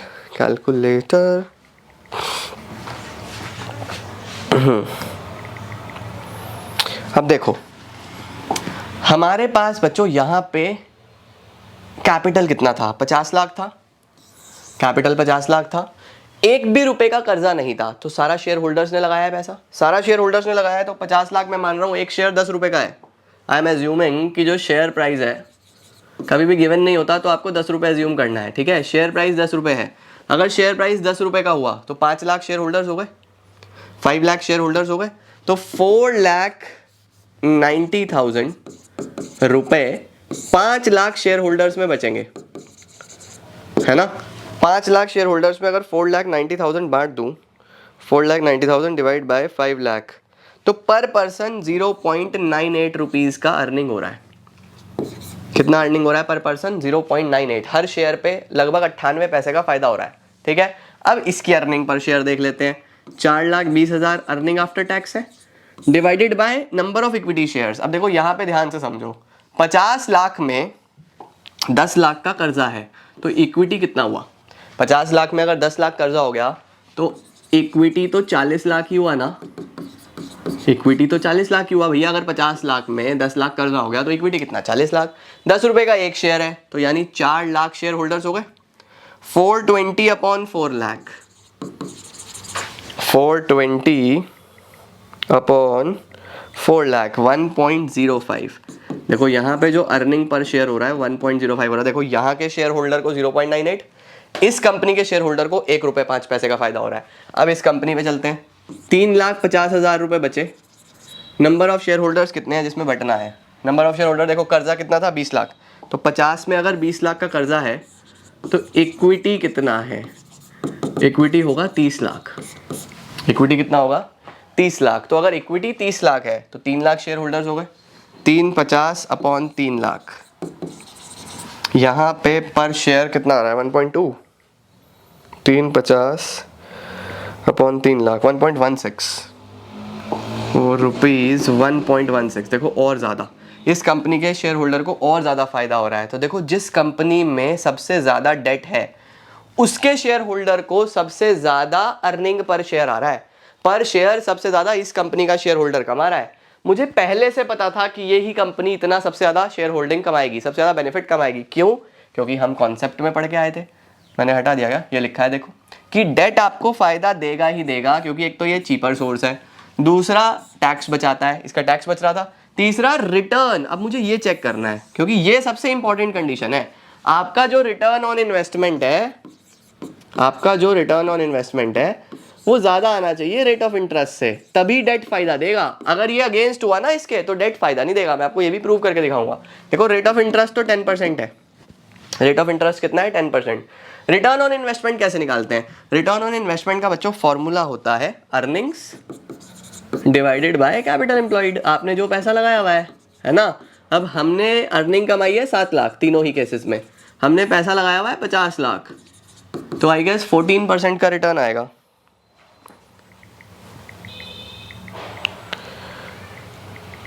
सात lakh divided by 50 lakh, yes 14% का रिटर्न आ रहा है मेरे पास। 14%। देखो मेरी जो कमाई है वो है 14% और मुझे जो बाहर पे करना है वो करना है 10%। तो फ़ायदा है ना यार। मेरा तो कम पैसा लग रहा है, यानी मैंने जब कर्जा लिया तो जेब से तो कुछ भी नहीं लगाया। मैं कमा रहा हूँ 14%, देना है 10%, 4% तो अभी भी जेब में जा रहा है। तो मैं फ़ायदे में ही रहूँगा या नहीं रहूँगा? यहाँ पे बच्चों डेट इसीलिए फेवरेबल था। अब देखो अगर मैं सिचुएशंस बदल दूँ, मैं ये सब सेम रखता हूँ, बस अर्निंग्स को 7 लाख की जगह 5 लाख कर लेते हैं या 3 लाख कर लेते हैं। चलो EBIT को हम ये सेम रखते हैं, ये चेंज करते हैं। चलो और थोड़ा सा देखो कैसे चीज़ें चेंज होंगी। अब देखना चीज़ें कैसे बदलेंगी। सब सेम रखा मैंने, बस मैं क्या चेंज करूंगा? अर्निंग्स चेंज करूंगा। अर्निंग्स 3 लाख कर देता हूँ, अर्निंग्स 3 लाख कर लेते हैं, बाकी सब सेम है। अब बच्चों अगर मैं तुम्हें बोलूं कि पहले आप कंडीशन लगा के देख लो, तो देखो कंडीशन क्या है? डेट फायदा कब देगा? जब रिटर्न ऑन इन्वेस्टमेंट ज़्यादा आएगा रेट ऑफ इंटरेस्ट से। डेट सिर्फ तभी फायदा देगा। रिटर्न ऑन इन्वेस्टमेंट कैसे निकलती है? EBIT upon capital employed. Capital employed same रखी इंटू 100, ठीक है। रेट ऑफ इंटरेस्ट कितना है? 10%। अब ये कितना आ रहा है चेक करो, 3 lakh divided by 50 lakh into 100, 6% आ रहा है। अब देखो मैं कमा रहा हूँ 6%, जबकि मुझे पे करना है 10%, तो यहाँ तो जेब से जाएगा 4%। कमा रहा हूँ 6%, पे कितना करना है? 10%, तो यहाँ तो जेब से आएगा। तो यहाँ पे जिस कंपनी में कर्जा होगा ना वो सबसे कम कमाएगी। देखना अब जिस कंपनी में सबसे ज़्यादा कर्जा होगा वो सबसे कम कमाएगी, क्योंकि ये कंडीशन फुलफिल नहीं हो रही। देखो यहाँ देखो 3 कंपनीज है, उसमें सबसे ज़्यादा कर्जा है। आप देखना ये सबसे कम कमाएगी। आओ सबसे पहले क्या करते हैं? सबसे पहले हम माइनस करते हैं इंटरेस्ट। यहाँ पे था ही नहीं कर्जा तो निल, तो अर्निंग बिफोर टैक्स 3 लाख ही आएगा। यहाँ पे कर्जा वही 10 लाख का था तो 1 लाख का आपको ब्याज देना पड़ेगा, तो आपके पास कितना बचेगा? 2 लाख बचेगा। यहाँ पे कर्जा 20 लाख का था तो 2 लाख का आपको ब्याज देना पड़ेगा, तो आपके पास बचेगा 1 लाख रुपए। अब आपको टैक्स देना है, ठीक है। टैक्स कितना है? वही 30%, 90,000 का टैक्स देंगे। 2,10,000 अर्निंग आफ्टर टैक्स बचेगा। 2 लाख पे 30%, 60,000 का टैक्स देंगे। 1,40,000 आपके पास बचेगा। 1 लाख पे 30%, 30,000 का हम टैक्स देंगे और 70,000 हमारे पास बचेगा अर्निंग आफ्टर टैक्स। अब अगर आप ध्यान से देखो बेटा, तो टैक्स अभी भी उसने सबसे कम दिया है, क्योंकि कर्जा ऑफ कोर्स टैक्स तो बचाता ही है, लेकिन पर शेयर कितना कमा रहे हो वो चेक करना है। आ जाओ 2,10,000 की अर्निंग्स है, टोटल शेयर होल्डर कितने हैं 5 लाख, 50 लाख की कैपिटल थी, 10 का एक शेयर हो गया ना, है ना। तो आ जाओ देखते हैं, 2,10,000 डिवाइडेड बाय 5 लाख, 0.42 पर शेयर तो इस कंपनी का शेयर होल्डर कमाएगा, 0.42 पर शेयर। इसका देखते हैं, 1,40,000 डिवाइडेड बाय 4 लाख, क्योंकि 40 लाख की कैपिटल बची थी तो शेयर होल्डर 4 लाख ही होंगे, 140 पे 4 लाख, 140 पे 4 लाख, 0.35, देखो 0.35 कम हो रहा है, कर्जा है तो इसका कम हो गया अर्निंग्स। और वहां देखो 70,000 divided by 3 lakh, 70,000 divided by 3 lakh, 0.23। अब देखो वही सब सेम था, कंपनी में कर्जा सबसे ज्यादा है लेकिन सबसे कम कमा रहा है यहाँ पे शेयर होल्डर। देखो इसका शेयर होल्डर कमा रहा है 42 पैसे पर शेयर, 42 पैसा पर शेयर, ये कमा रहा है 35 पैसा पर शेयर, लेकिन ये कमा रहा है सबसे कम 23 पैसा पर शेयर। इसको डेट फायदा क्यों नहीं दे रहा? डेट तो फायदा देता है। डेट फायदा इसलिए नहीं दे रहा बच्चों क्योंकि जो रिटर्न ऑन इन्वेस्टमेंट है वो कंपैरेटिवली बहुत कम है, जबकि रेट ऑफ इंटरेस्ट बहुत ज़्यादा है। तो आपको कभी भी चेक करना हो कि डेट लेना है या नहीं लेना, ये क्वेश्चन आ सकता है न्यूमेरिकल बन के कि कंपनी कर्जा ले या ना ले। अगर मुझे कभी भी चेक करना है कि कंपनी कर्जा ले या ना ले, उस सिनेरियो में आप हमेशा ये कंडीशन चेक करो कि रिटर्न ऑन इन्वेस्टमेंट ज़्यादा है या नहीं है। सबसे पहले रिटर्न ऑन इन्वेस्टमेंट ज़्यादा होनी चाहिए। कैसे निकलती है? EBIT upon capital employed. EBIT मतलब earnings divided by capital employed into 100, ये पता होना चाहिए। ये आपने चेक कर लिया, अगर ये ज़्यादा आ रही है तो डेट आपको फायदा देगा, डेट आपको फायदा देगा ही देगा। ठीक है, तो ये पूरा कॉन्सेप्ट है। देखो इसको हम फाइनेंशियल लिवरेज बोलते हैं, इसका नाम ट्रेडिंग ऑन इक्विटी भी है। ये हमें क्या सिखा रहा है? ये हमें ये सिखा रहा है कि कब डेट लेना है, कब डेट नहीं लेना। तो इससे चेक करके हम बता सकते हैं डेट हमारे लिए कब फेवरेबल होगा। तो ये हमें कैपिटल स्ट्रक्चर डिफाइन करने में बहुत हेल्प करता है।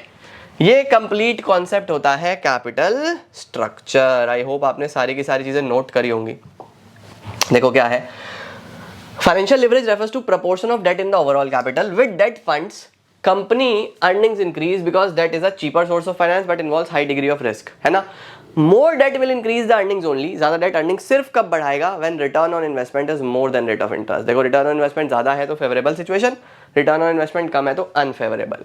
If the rate of interest is more than earnings then more debt will be a loss.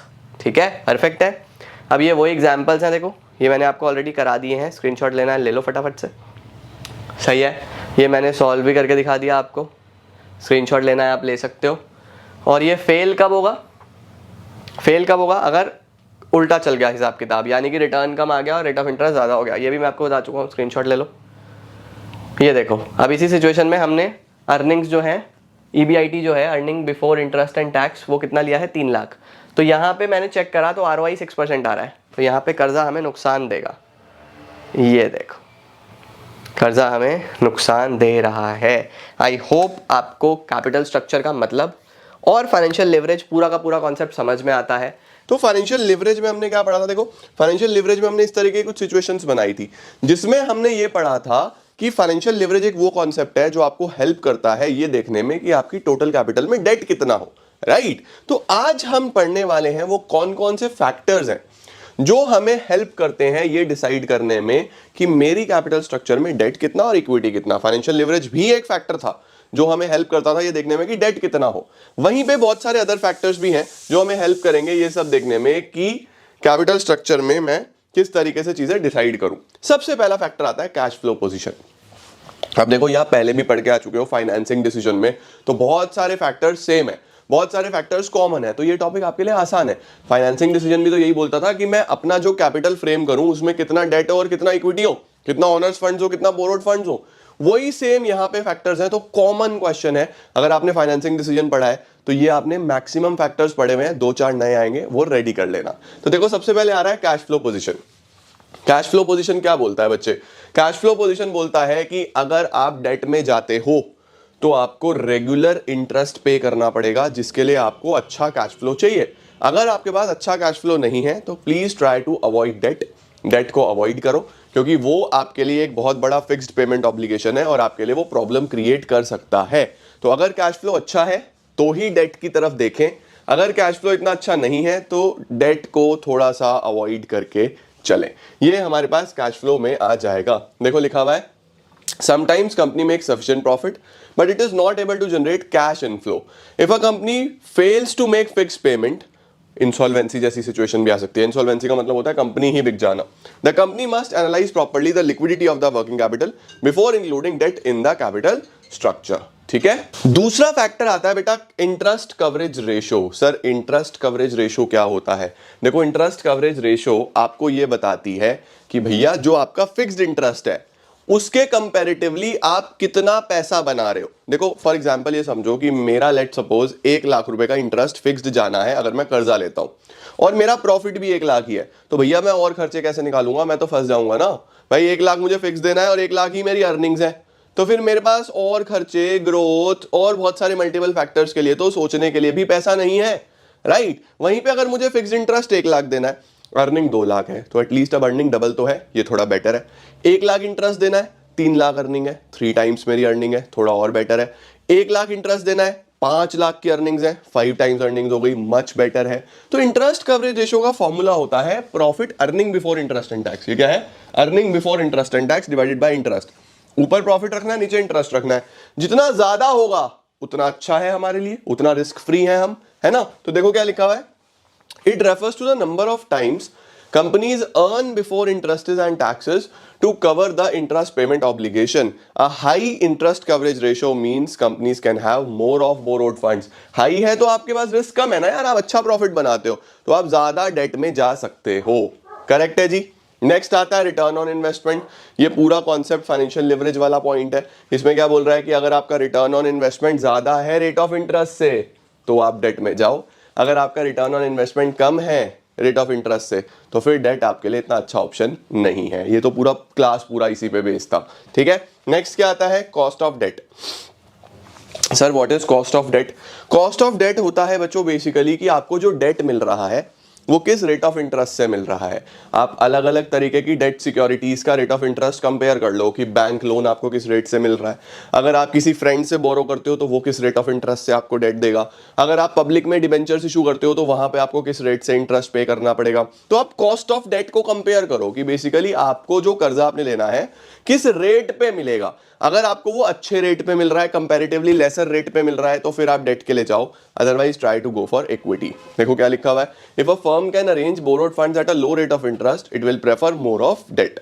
Tax rate क्या होता है बच्चों? देखो टैक्स रेट, अब देखो हम क्या पढ़ के आए थे लास्ट क्लास में, फाइनेंशियल लिवरेज में मैंने आपको सिखाया था कि जिस कंपनी में डेट ज्यादा होता है वो कंपनी टैक्स कम देती है। पढ़ा था ना हम लोगों ने, क्योंकि जो इंटरेस्ट होता है वो टैक्स डिडक्टेबल होता है। टैक्स डिडक्टेबल से क्या मतलब है? टैक्स डिडक्टेबल से मतलब है कि वो P&L के डेबिट में खर्चे के तरीके से लिखा जाता है।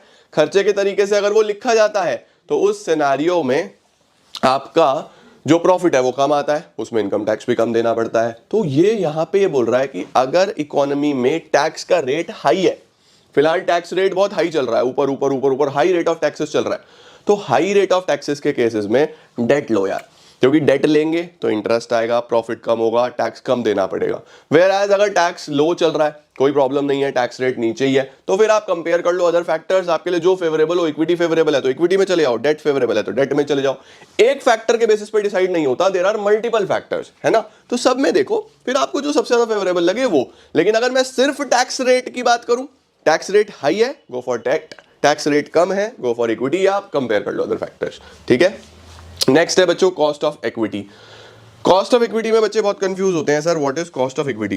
तो देखो कॉस्ट ऑफ इक्विटी का मतलब है कि आप अपने शेयर होल्डर्स को, देखो अगर आप इक्विटी शेयर्स इशू करोगे तो आपके शेयर होल्डर्स आपसे कुछ ना कुछ अर्निंग पर शेयर एक्सपेक्ट करेंगे, आपके शेयर होल्डर्स आपसे कुछ ना कुछ ग्रोथ एक्सपेक्ट करेंगे, आपके शेयर होल्डर चाहेंगे कि आप उनको उनके पर शेयर जो उन्होंने पैसा लगाया है उस पर कुछ ना कुछ प्रॉफिट बना के दो, राइट। तो हमें ये मेक श्योर करना है कि हमारे शेयर होल्डर को ज्यादा से ज्यादा रिटर्न आ रहा हो, वही हमारा ऑब्जेक्टिव भी था फाइनेंशियल मैनेजमेंट का, to maximise the wealth of equity share holders, right. तो हमें ये देखना है कि मैं अपने शेयर होल्डर को एज अ कंपनी कितना अर्निंग पर शेयर ला के दे रहा हूं, उसको कॉस्ट ऑफ इक्विटी बोलते हैं। तो जब तक अर्निंग पर शेयर बढ़ रहा है with the inclusion of debt, तब तो आप डेट में चले जाओ। लेकिन अगर अर्निंग पर शेयर कम हो रहा है with the inclusion of debt, तो प्लीज आप रेफर करो ओनर्स फंड सिक्योरिटीज, राइट। देखो क्या लिखा हुआ है, ओनर्स और equity share holders expect a return on their investment that is earning per share as far as debt is increasing EPS, जब तक डेट से ईपीएस बढ़ रहा है तो आप डेट को रखो कैपिटल स्ट्रक्चर में, अगर कम हो रहा है तो फिर आप डेट को मत रखो, ठीक है। नेक्स्ट आता है बच्चों फ्लोटेशन कॉस्ट। फ्लोटेशन कॉस्ट हम लोग क्या बोलते हैं कि हमारे पास कॉस्ट ऑफ इशू, आप जब कोई भी सिक्योरिटी इशू करते हो, शेयर इशू करते हो, डिवेंचर इशू करते हो, जब भी आप कोई भी सिक्योरिटी इशू करते हो तो उस पर कॉस्ट ऑफ इशू आता है, प्रोस्पेक्टस के खर्चे आते हैं, उसके बाद ब्रोकर का ब्रोकरेज आता है, उसके अलावा मल्टीपल सेबी के चार्जेस हैं, उसके अलावा कंपनीज एक्ट की बहुत सारी लीगल फॉर्मेलिटीज है, लीगल फीस बहुत सारी आती है, तो इशू के बहुत सारे खर्चे आते हैं, इनको हम बोलते हैं फ्लोटेशन कॉस्ट। तो अगर फ्लोटेशन कॉस्ट बहुत हाई है शेयर्स में, डिबेंचर्स में, तो आप अदर सोर्सेज से भी फंड्स रेस कर सकते हो, जैसे आप बैंक लोन की तरफ देख सकते हो, आप कोई प्राइवेट फंडिंग एजेंसी से पैसा उठा सकते हो। तो आपको ये ध्यान रखना है कि अगर कॉस्ट ऑफ इशू बहुत ज़्यादा है तो आप अदर सोर्सेज भी एक बार अच्छे से चेक कर लो, अगर कॉस्ट ऑफ इशू बहुत ज़्यादा नहीं है, फ्लोटेशन कॉस्ट जनरल है, नॉर्मल है, उस सिनेरियो में आप शेयर या डिवेंचर में से जो भी आपको अदर फैक्टर्स फेवर करें उसकी तरफ जा सकते हो। क्लियर है जी।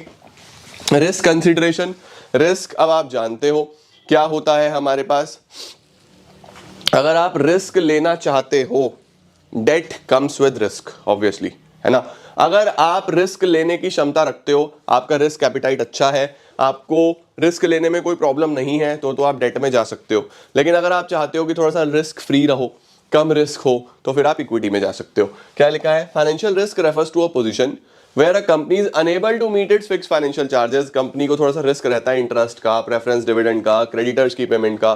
तो अगर आपका बिजनेस रिस्क लो है, फिलहाल आपके पास कोई ऐसा खास रिस्क नहीं है, आप रिस्क लेना चाहते हो, तो फिर उस सिनेरियो में आप इशू ऑफ डेट से काम कर सकते हो, कर्जा ले सकते हो। लेकिन अगर आपका रिस्क अभी हाई है तो प्लीज डिपेंड करो इक्विटी पे, फिलहाल ऑलरेडी आप हाई रिस्क में हो और कर्जा मत लो। नेक्स्ट आता है बच्चों फ्लेक्सिबिलिटी। अब फ्लेक्सिबिलिटी के बारे में मैं आपको थोड़ा सा समझा दूं। फ्लेक्सिबिलिटी का मतलब ये होता है कि जैसे सपोज मेरे पास जो मेरी क्रेडिट एबिलिटी है वो 1 करोड़ की है सपोज। क्रेडिट एबिलिटी का क्या मतलब होता है कि आप कितना क्रेडिट ले सकते हो, हर इंसान की अलग अलग होती है डिपेंडिंग ऑन कि उसके कितनी इनकम है, उसकी कितनी एबिलिटी है, उसकी इनकम टैक्स रिटर्न्स कैसी हैं। हर कंपनी की, हर इंडिविजुअल की अपनी अलग अलग क्रेडिट लिमिट होती है। वो आपका बैंक आपको बहुत अच्छे से बताता है कि भैया आपकी जो लोन लेने की क्षमता है वो इतनी है, इससे ज़्यादा आपको लोन नहीं मिलेगा। तो अगर मेरी सपोज क्रेडिट लिमिट 1 करोड़ है और मैं 90 लाख का लोन ऑलरेडी लेके बैठा हूं, तो मैं बस 10 लाख का लोन और ले सकता हूं। 1 करोड़ की लिमिट पे 90 लाख का लोन मैं ले चुका हूं, तो मैं और कितना ले सकता हूं, मैक्सिमम 10 लाख और ले सकता हूं, बस इतनी सी बात है ना। अब अगर मैं 10 लाख और ले लूंगा तो बस मेरी बिल्कुल ही फ्लेक्सिबिलिटी खत्म, आगे से मैं ले ही नहीं सकता।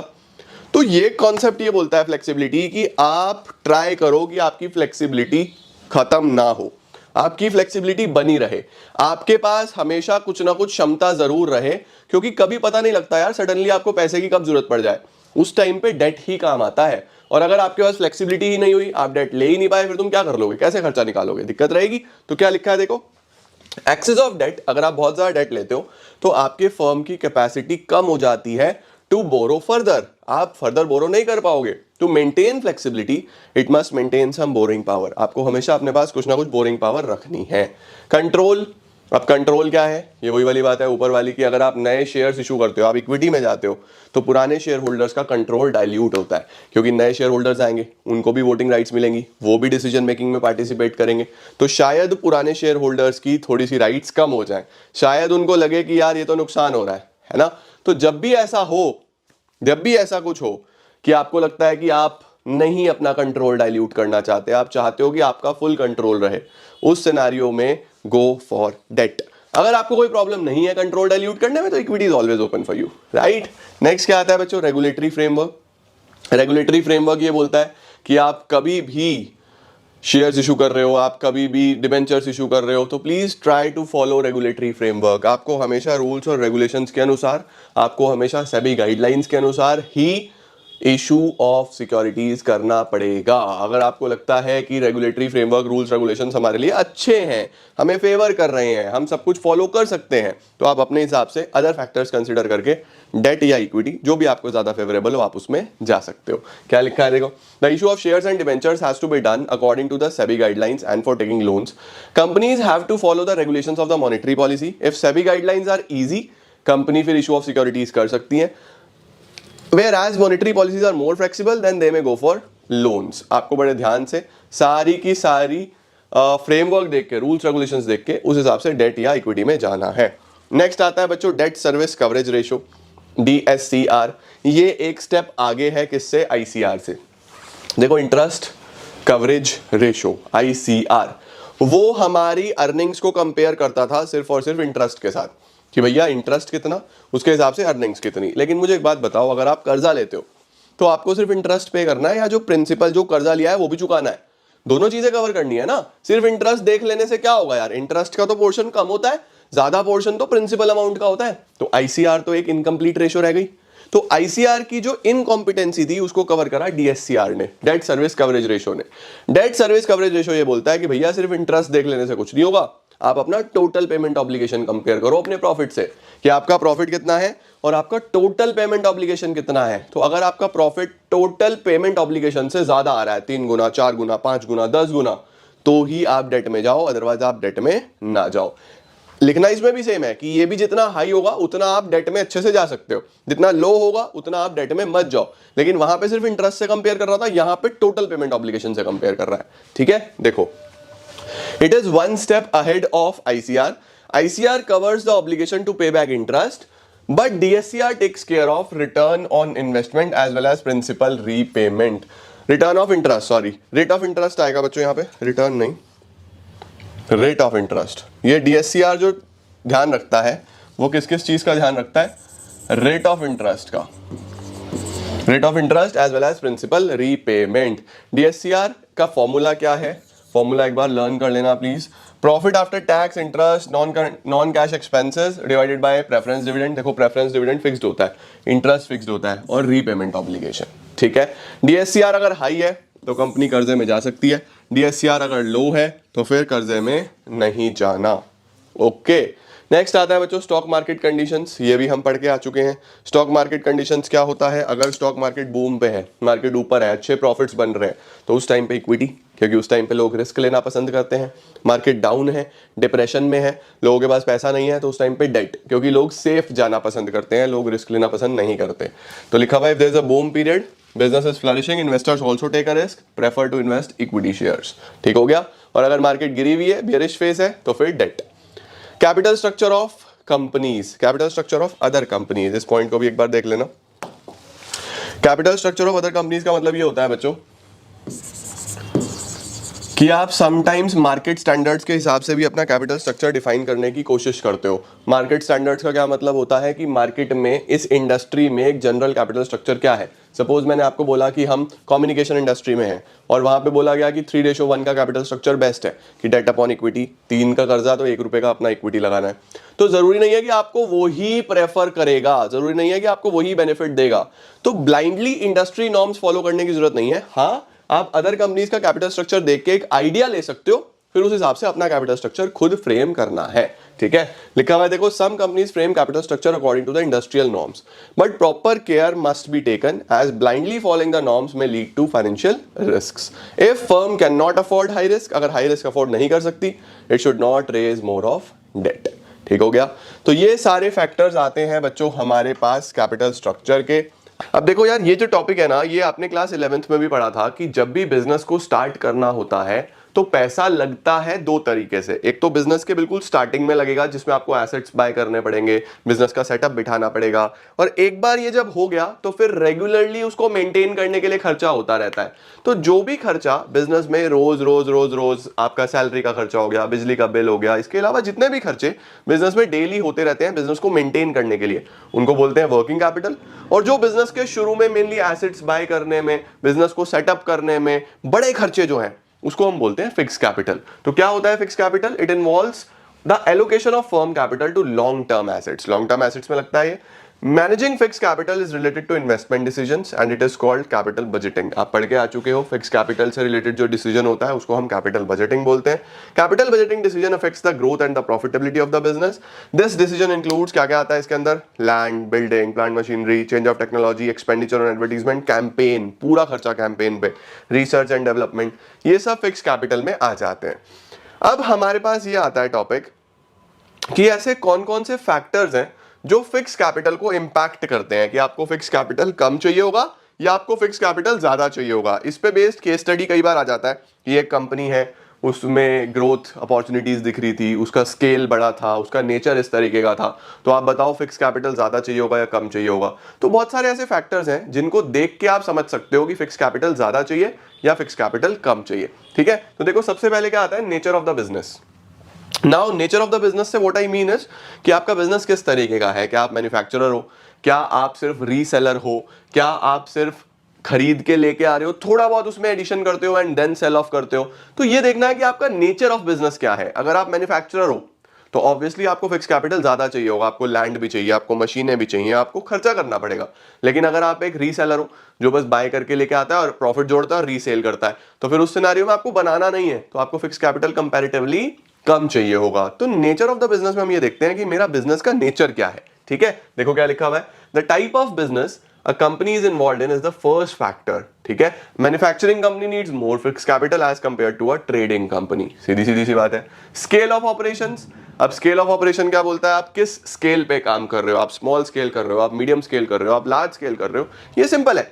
अगर मैं छोटा बिजनेस करूंगा, स्मॉल स्केल बिजनेस करूंगा, तो उस पर्टिकुलर पॉइंट ऑफ टाइम पे मुझे फिक्स कैपिटल भी कम चाहिए होगा। लेकिन अगर मैं मीडियम स्केल करूंगा तो थोड़ा ज्यादा, मैं लार्ज स्केल करूंगा तो और ज्यादा। तो देखो क्या लिखा है, companies which are operating at large scale requires more fix capital, उनको ज्यादा फिक्स कैपिटल चाहिए होता है। जबकि जो छोटी कंपनीज हैं, मीडियम स्केल कंपनीज हैं, उनको कंपैरेटिवली कम फिक्स कैपिटल चाहिए होता है। तो नेचर हो गया, स्केल हो गया, स्केल को साइज ऑफ द बिजनेस भी बोलते हैं। अगला हो गया techniques of production.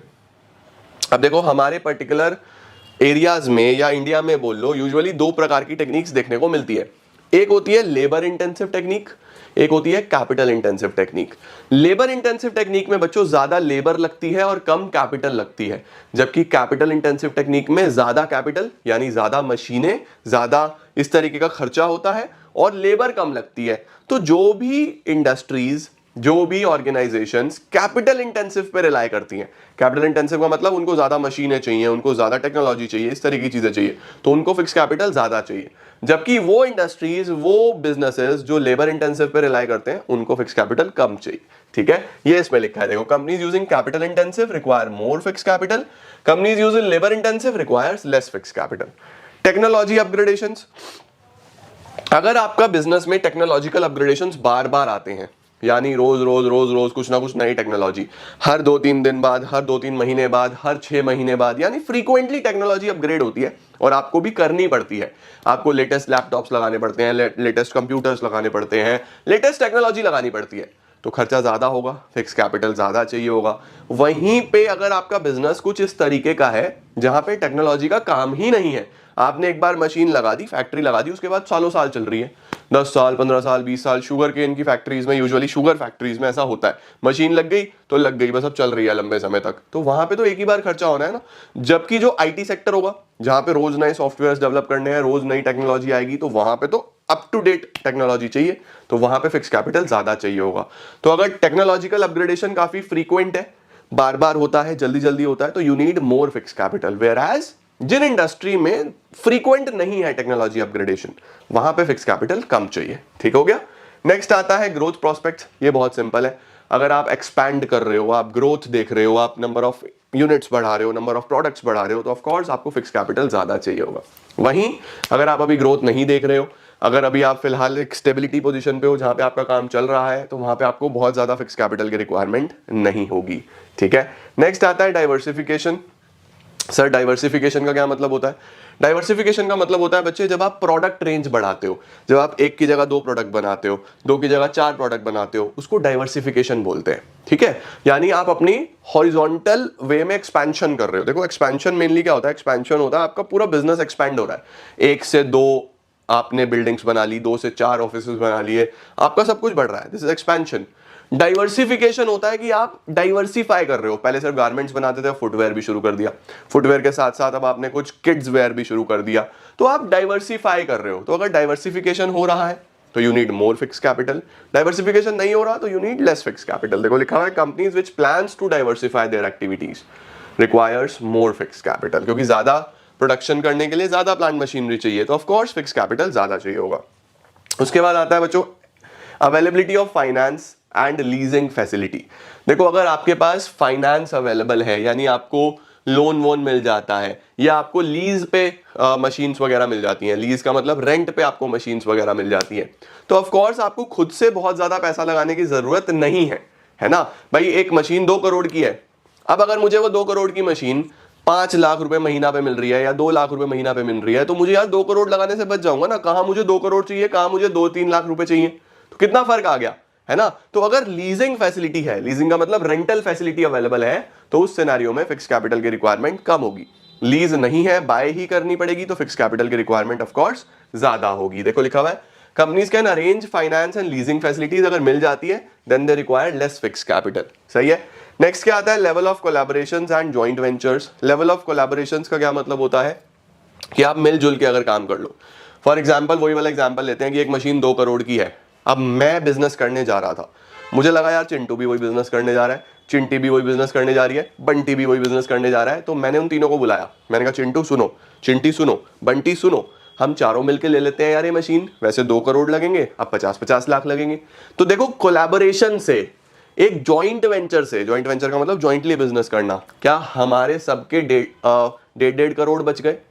Individually 2 crore की मशीन पड़ती, अब 50 लाख की पड़ रही है, तो 1.5 करोड़ सबके बच रहे हैं या नहीं बच रहे हैं। तो इसी को हम लोग क्या बोलते हैं, इसी को हम लोग बोलते हैं कोलैबोरेशन होना या जॉइंट वेंचर्स होना। तो देखो क्या लिखा है, if companies are performing collaborations, joint ventures, then companies will need less fixed capital. They can share the plant and machinery. लेकिन अगर कंपनी एक इंडिविजुअली चलना चाहती है, वो जॉइंटली किसी के साथ काम नहीं करना चाहती, तो उसको फिर ज्यादा फिक्स कैपिटल की रिक्वायरमेंट होगी।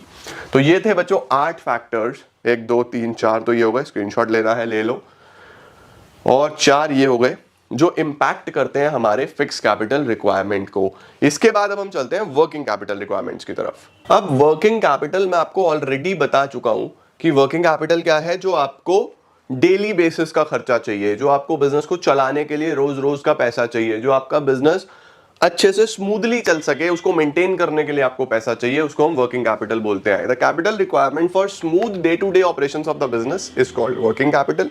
It refers to an excess of current assets over current liabilities. ये वर्किंग कैपिटल का फॉर्मूला दिया हुआ है बच्चे, लेकिन ये जो फॉर्मूला है ना CA माइनस CL, ये नेट वर्किंग कैपिटल का फॉर्मूला है।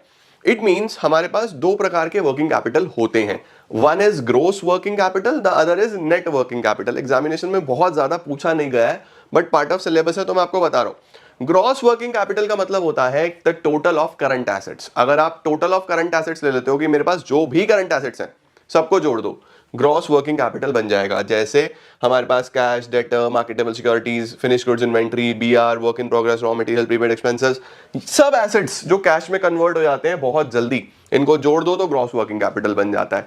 नेट वर्किंग कैपिटल क्या होता है भैया, सिर्फ एसेट से थोड़ी ना होता है, करंट लायबिलिटीज भी तो है जो 1 साल के अंदर अंदर पे करनी है, उनको माइनस कर लो। तो नेट वर्किंग कैपिटल क्या होगा, CA minus CL। It refers to excess of current assets over current liabilities. Current liabilities are to be paid within an year, जैसे BP, क्रेडिटर्स, ठीक है। अब जो नेट वर्किंग कैपिटल है वो आपका पॉजिटिव भी हो सकता है, नेगेटिव भी हो सकता है ना। तो CA माइनस CL में अगर आपके करंट एसेट ज्यादा होंगे तो वो पॉजिटिव आ जाएगा, करंट एसेट कम होंगे तो वो नेगेटिव आ जाएगा। वर्किंग कैपिटल आपका पॉजिटिव आना एक अच्छा साइन है, नेगेटिव आने का मतलब है कि आपके पास लिक्विडिटी की कमी रहने वाली है भाई, दिक्कत में रहोगे। तो आपका जो नेट वर्किंग कैपिटल है वो पॉजिटिव रहना जरूरी है। इसका जल्दी से स्क्रीनशॉट ले लो, gross working capital, net working capital, ठीक है। अब हमारे पास बच्चों फैक्टर्स आते हैं कि किस तरीके से कौन कौन से फैक्टर्स आपके वर्किंग कैपिटल को इंपैक्ट करेंगे। सबसे पहले फिर से स्केल ऑफ ऑपरेशन, सिंपल भाई, बहुत सिंपल। अगर आप स्मॉल स्केल पे काम कर रहे हो तो ऑफ कोर्स आपको सैलरी भी कम देनी है, आपको रेंट भी कम देना है, आपको बिजली का बिल भी कम देना है, यार वर्किंग कैपिटल कम चाहिए। अगर आप बड़े लार्ज स्केल पे काम कर रहे हो तो आपको ये सब ज्यादा देना है, तो वर्किंग कैपिटल ज्यादा चाहिए। इससे सिंपल कुछ नहीं है। नेचर ऑफ द बिजनेस, किस तरीके का बिजनेस है ना। अगर आप रिटेल शॉप पे हो, रिटेल शॉप कर रहे हो, आप अपने आप सोल प्रोप्राइटर हो, आपकी एक रिटेल कन्फेक्शनरी शॉप है, स्टेशनरी शॉप है, गारमेंट्स की शॉप है, तो आपको वर्किंग कैपिटल इतना नहीं चाहिए यार, रिटेल शॉप है, ज्यादा लेबर नहीं लगेगी, बहुत ज्यादा बिजली नहीं लगेगी। वहीं पे अगर आपका बहुत बड़ा डिपार्टमेंटल स्टोर है, कंपेयर करो अब आप रिटेल शॉप से, डिपार्टमेंटल स्टोर का ऑफ कोर्स रनिंग के एक्सपेंसेस ज्यादा होंगे, वर्किंग कैपिटल ज्यादा चाहिए होगा। तो नेचर ऑफ द बिजनेस पे बहुत डिपेंड करता है कि कितना आपका किस तरीके का बिजनेस है। अब देखो होलसेलर्स जो बल्क में डील करेंगे उनको ज्यादा चाहिए होगा वर्किंग कैपिटल, जो छोटे लेवल पे डील करेंगे उनको कम चाहिए होगा, क्योंकि होलसेलर को इन्वेंट्री कॉस्ट भी आता है। इन्वेंट्री कॉस्ट मतलब गुड्स को स्टोर करके रखेंगे बल्क में, है ना, तो स्टोरेज कॉस्ट भी आएंगे, उसके बाद वो खराब भी होगा भाई, स्पॉइलेज है, पिल्फरेज है, मल्टीपल चीजें होती हैं, उन सबके नुकसान भी होते हैं। तो वर्किंग कैपिटल ज्यादा चाहिए होता है जो बल्क में काम करेगा। नेक्स्ट आता है बच्चों बिजनेस साइकिल फ्लक्चुएशंस। अब देखो बिजनेस साइकिल में दो ही ऑप्शंस होते हैं, मैं आपको पहले भी बता चुका हूं, ये बिजनेस साइकिल कई बार इस चैप्टर में आया है। एक होता है बूम और एक होता है हमारे पास डिप्रेशन रिसेशन, है ना। तो देखो जब बूम पे होती है मार्केट, बूम पे होती है तो ज्यादा डिमांड होती है, ज्यादा प्रोडक्शन हो रही होती है, ज्यादा बिजनेस में अच्छा चल रहा होता है बिजनेस, तो वर्किंग कैपिटल ज्यादा चाहिए होता है। वहीं जब हम बात करते हैं कि डिप्रेशन में है, तो डिप्रेशन में कम डिमांड होती है, कम स्टोरेज करना होता है, सामान बिक नहीं रहा होता, तो वर्किंग कैपिटल कम चाहिए होता है। तो बूम के केस में बिजनेस बढ़िया चल रहा होता है, वर्किंग कैपिटल ज्यादा। डिप्रेशन के केस में ऐसा कुछ खास डिमांड नहीं होती, वर्किंग कैपिटल कम। सीजनल फैक्टर्स, अब देखो अगर आप ऐसा कंपनी हो जिसका product through out the year बिकता है, मतलब कोई ऐसा प्रोडक्ट है पूरे साल बिकता है, कभी उसकी डिमांड ज्यादा नहीं होती, कभी कम नहीं होती, पूरे साल बिकता है, तो बनता रहता है, आता रहता है, बिकता रहता है, बनता रहता है, आता रहता है, बिकता रहता है, वर्किंग कैपिटल की रिक्वायरमेंट एक न्यूट्रल होती है, राइट। वहीं अगर आपका एक ऐसा प्रोडक्ट है जो कब बिकेगा, सीजनल प्रोडक्ट है, सीजन टू सीजन बिकेगा, तो अगर आपका प्रोडक्ट सीजन टू सीजन बिकता है तो उस सिनेरियो में आपको वर्किंग कैपिटल की रिक्वायरमेंट ज्यादा होगी, क्योंकि आपको उसको स्टोर करना पड़ेगा, आपको उसको बल्क में बाय करना पड़ेगा, आपको उसका मेंटेनेंस कॉस्ट भरना पड़ेगा, तो आपको हमेशा वर्किंग कैपिटल की रिक्वायरमेंट ज्यादा हो जाएगी इन केस जो आपका प्रोडक्ट है वो एक सीजनल प्रोडक्ट है। इस चीज का ध्यान रखना। क्रेडिट अलाउड, क्रेडिट अवेल्ड, दो चीजें हैं। क्रेडिट अलाउड का मतलब आप उधार बांटते हो, क्रेडिट अवेल्ड का मतलब आपको उधार मिलता है। अगर आप उधार बांट देते हो, क्रेडिट अलाउड, आप सारा माल उधार में बेचते हो, तो ऑफ कोर्स आपके पास खुद के पास पैसे की शॉर्टेज होगी, उधार में बेचते हो तो पैसे की शॉर्टेज होगी, तो आपको ज्यादा पैसा अपना लगाना पड़ेगा। तो उधार बांटते हो तो वर्किंग कैपिटल ज्यादा, उधार नहीं बांटते हो, सब कुछ कैश में करते हो, आप उधार बांटते ही नहीं हो, सब कुछ कैश में करते हो, तो अगर कैश में करते हो, माल बिकता है हाथों हाथ पैसा आ जाता है, माल बिकता है हाथों हाथ पैसा आ जाता है, तो वर्किंग कैपिटल कम चाहिए, है ना। तो क्रेडिट अलाउड बहुत सिंपल है, उधार बांट रहे हो तो आपको पैसा ज्यादा चाहिए, उधार नहीं बांट रहे तो पैसा कम चाहिए। वहीं पे क्रेडिट अवेल्ड का मतलब कि आपको उधार मिलता है या नहीं मिलता है। अगर उधार आसानी से मिलता है, जब उधार मिल जाता है तो अपने पैसे की जरूरत कम है, ऑफ कोर्स वर्किंग कैपिटल कम। उधार आसानी से नहीं मिलता, कैश पे ही सामान खरीदना पड़ता है, तो वर्किंग कैपिटल की रिक्वायरमेंट ज्यादा होगी, क्योंकि उधार मिल नहीं रहा ना, उधार मिल जाता तो बात ही क्या थी, अब उधार मिल नहीं रहा तो वर्किंग कैपिटल की रिक्वायरमेंट ज्यादा होगी। तो क्रेडिट अवेल्ड में क्या लिखा है, अगर उधार मिल जाता है वर्किंग कैपिटल कम, नहीं मिलता तो ज्यादा। नेक्स्ट आता है बच्चों ऑपरेटिंग एफिशिएंसी। ऑपरेटिंग एफिशिएंसी का मतलब होता है कि आपका बिजनेस कितना ज्यादा स्मूथ ऑपरेशंस के साथ चलता है। स्मूथ ऑपरेशंस के साथ चलने से व्हाट आई मीन इज कि वेस्टेज नहीं होता, व्हाट आई मीन इज कि नुकसान नहीं होता, व्हाट आई मीन इज कि बहुत अच्छे से चलता रहता है, किसी तरीके की कोई प्रॉब्लम नहीं आती। तो अगर आपका बिजनेस स्मूथली रन करता है, अगर आपका बिजनेस आसानी से चलता है विदाउट एनी वेस्टेज, आपकी एफिशिएंसी बहुत अच्छी है, तो वर्किंग कैपिटल कम चाहिए होगा, क्योंकि वेस्टेज नहीं होगा ना। वहीं आपका बिजनेस में एफिशिएंसी नहीं है, आपके बिजनेस में बहुत ज्यादा नुकसान होता है, वेस्टेज होती है, लोग आते नहीं है, छुट्टी करते हैं, परेशान करते हैं, तो वहां पे पैसा ज्यादा चाहिए होगा आपको। तो एफिशिएंसी अच्छी है तो वर्किंग कैपिटल कम, एफिशिएंसी खराब है तो वर्किंग कैपिटल ज्यादा। नेक्स्ट आता है अवेलेबिलिटी ऑफ रॉ मटेरियल। क्या रॉ मटेरियल इजीली अवेलेबल हो जाता है? अगर रॉ मटेरियल इजीली अवेलेबल हो जाता है तो फिर आपको बल्क में खरीदने की जरूरत नहीं है, आप आसानी से उसको जब जरूरत हो खरीद के ला सकते हो, कम क्वांटिटी में भी। बट अगर आपका कोई ऐसा प्रोडक्ट है जिसका रॉ मटेरियल इजीली अवेलेबल नहीं है, तो अगर कोई ऐसा प्रोडक्ट है जिसका रॉ मटेरियल इजीली अवेलेबल नहीं है, तो उसके अंदर आपको वर्किंग कैपिटल हमेशा ज्यादा चाहिए होगा, क्योंकि आपको खरीद के लाना पड़ेगा बल्क में। वहीं अगर कोई ऐसा प्रोडक्ट है जिसका रॉ मटेरियल इजीली अवेलेबल है, इजीली अवेलेबल है, तो धीरे धीरे लाते रहो, बेचते रहो, लाते रहो, बेचते रहो, वर्किंग कैपिटल कम। ठीक है। नेक्स्ट आता है लेवल ऑफ कंपटीशन। अगर बच्चों कंपटीशन बहुत ज्यादा है तो आप अपनी दुकान पे कभी भी शॉर्टेज नहीं कर सकते सामान की। सपोज 3 दुकानें हैं, पहले मेरी, फिर चिंटू की, फिर बंटी की, 3 दुकानें हमारी आसपास हैं। ठीक है। अब बहुत कंपटीशन है हम तीनों में, मेरे पास अगर सामान नहीं हुआ तो कस्टमर चिंटू की दुकान पे चला जाएगा, चिंटू के पास भी नहीं हुआ तो बंटी के पास चला जाएगा, फिर वहीं आएगा बार बार। तो हम चाहते हैं हमारे पास से कस्टमर कभी ना जाए, मेरा कस्टमर मेरे पास रहे। उस सिनेरियो में मुझे स्टॉक मेंटेन रखना पड़ेगा, भर के रखनी पड़ेगी दुकान, तो वर्किंग कैपिटल ज्यादा चाहिए होगा। कंपटीशन नहीं है, मोनोपोली है, मैं जो सामान बेचता हूं बस अकेली मेरी दुकान है और किसी की दुकान ही नहीं है। अब क्या होगा, अब मुझे कोई टेंशन नहीं है भाई, नहीं भी है ना मेरे पास, मैं कस्टमर को कहूंगा भैया परसों आ जाइए, परसों मिलेगा, तो मुझे फालतू स्टॉक मेंटेन करने की जरूरत ही नहीं है, वर्किंग कैपिटल कम। तो कंपटीशन में हमेशा वर्किंग कैपिटल ज्यादा, क्योंकि माल भर के रखना पड़ेगा। जब कंपटीशन नहीं है तो वर्किंग कैपिटल कम। ठीक है। इन्फ्लेशन बहुत सिंपल है, इन्फ्लेशन का मतलब महंगाई हो रही है, खर्चे बढ़ रहे हैं, तो वर्किंग कैपिटल ज्यादा चाहिए होगा। इन्फ्लेशन नहीं है, नॉर्मल चल रहा है सब, तो वर्किंग कैपिटल कंपैरेटिवली कम चाहिए होगा। ग्रोथ प्रोस्पेक्ट्स, अगर आप ग्रोथ देख रहे हो तो वर्किंग कैपिटल ज्यादा चाहिए यार। देखो ग्रोथ का तो सीधा सीधा रिलेशन है फिक्स कैपिटल के साथ भी, वर्किंग कैपिटल के साथ भी। ग्रो करोगे तो खर्चे बढ़ेंगे ना यार, वर्किंग कैपिटल भी ज्यादा, फिक्स कैपिटल भी ज्यादा। ग्रोथ नहीं देख रहे हो, स्टेबिलिटी पे हो, तो उतना ही जिसपे काम चल रहा है।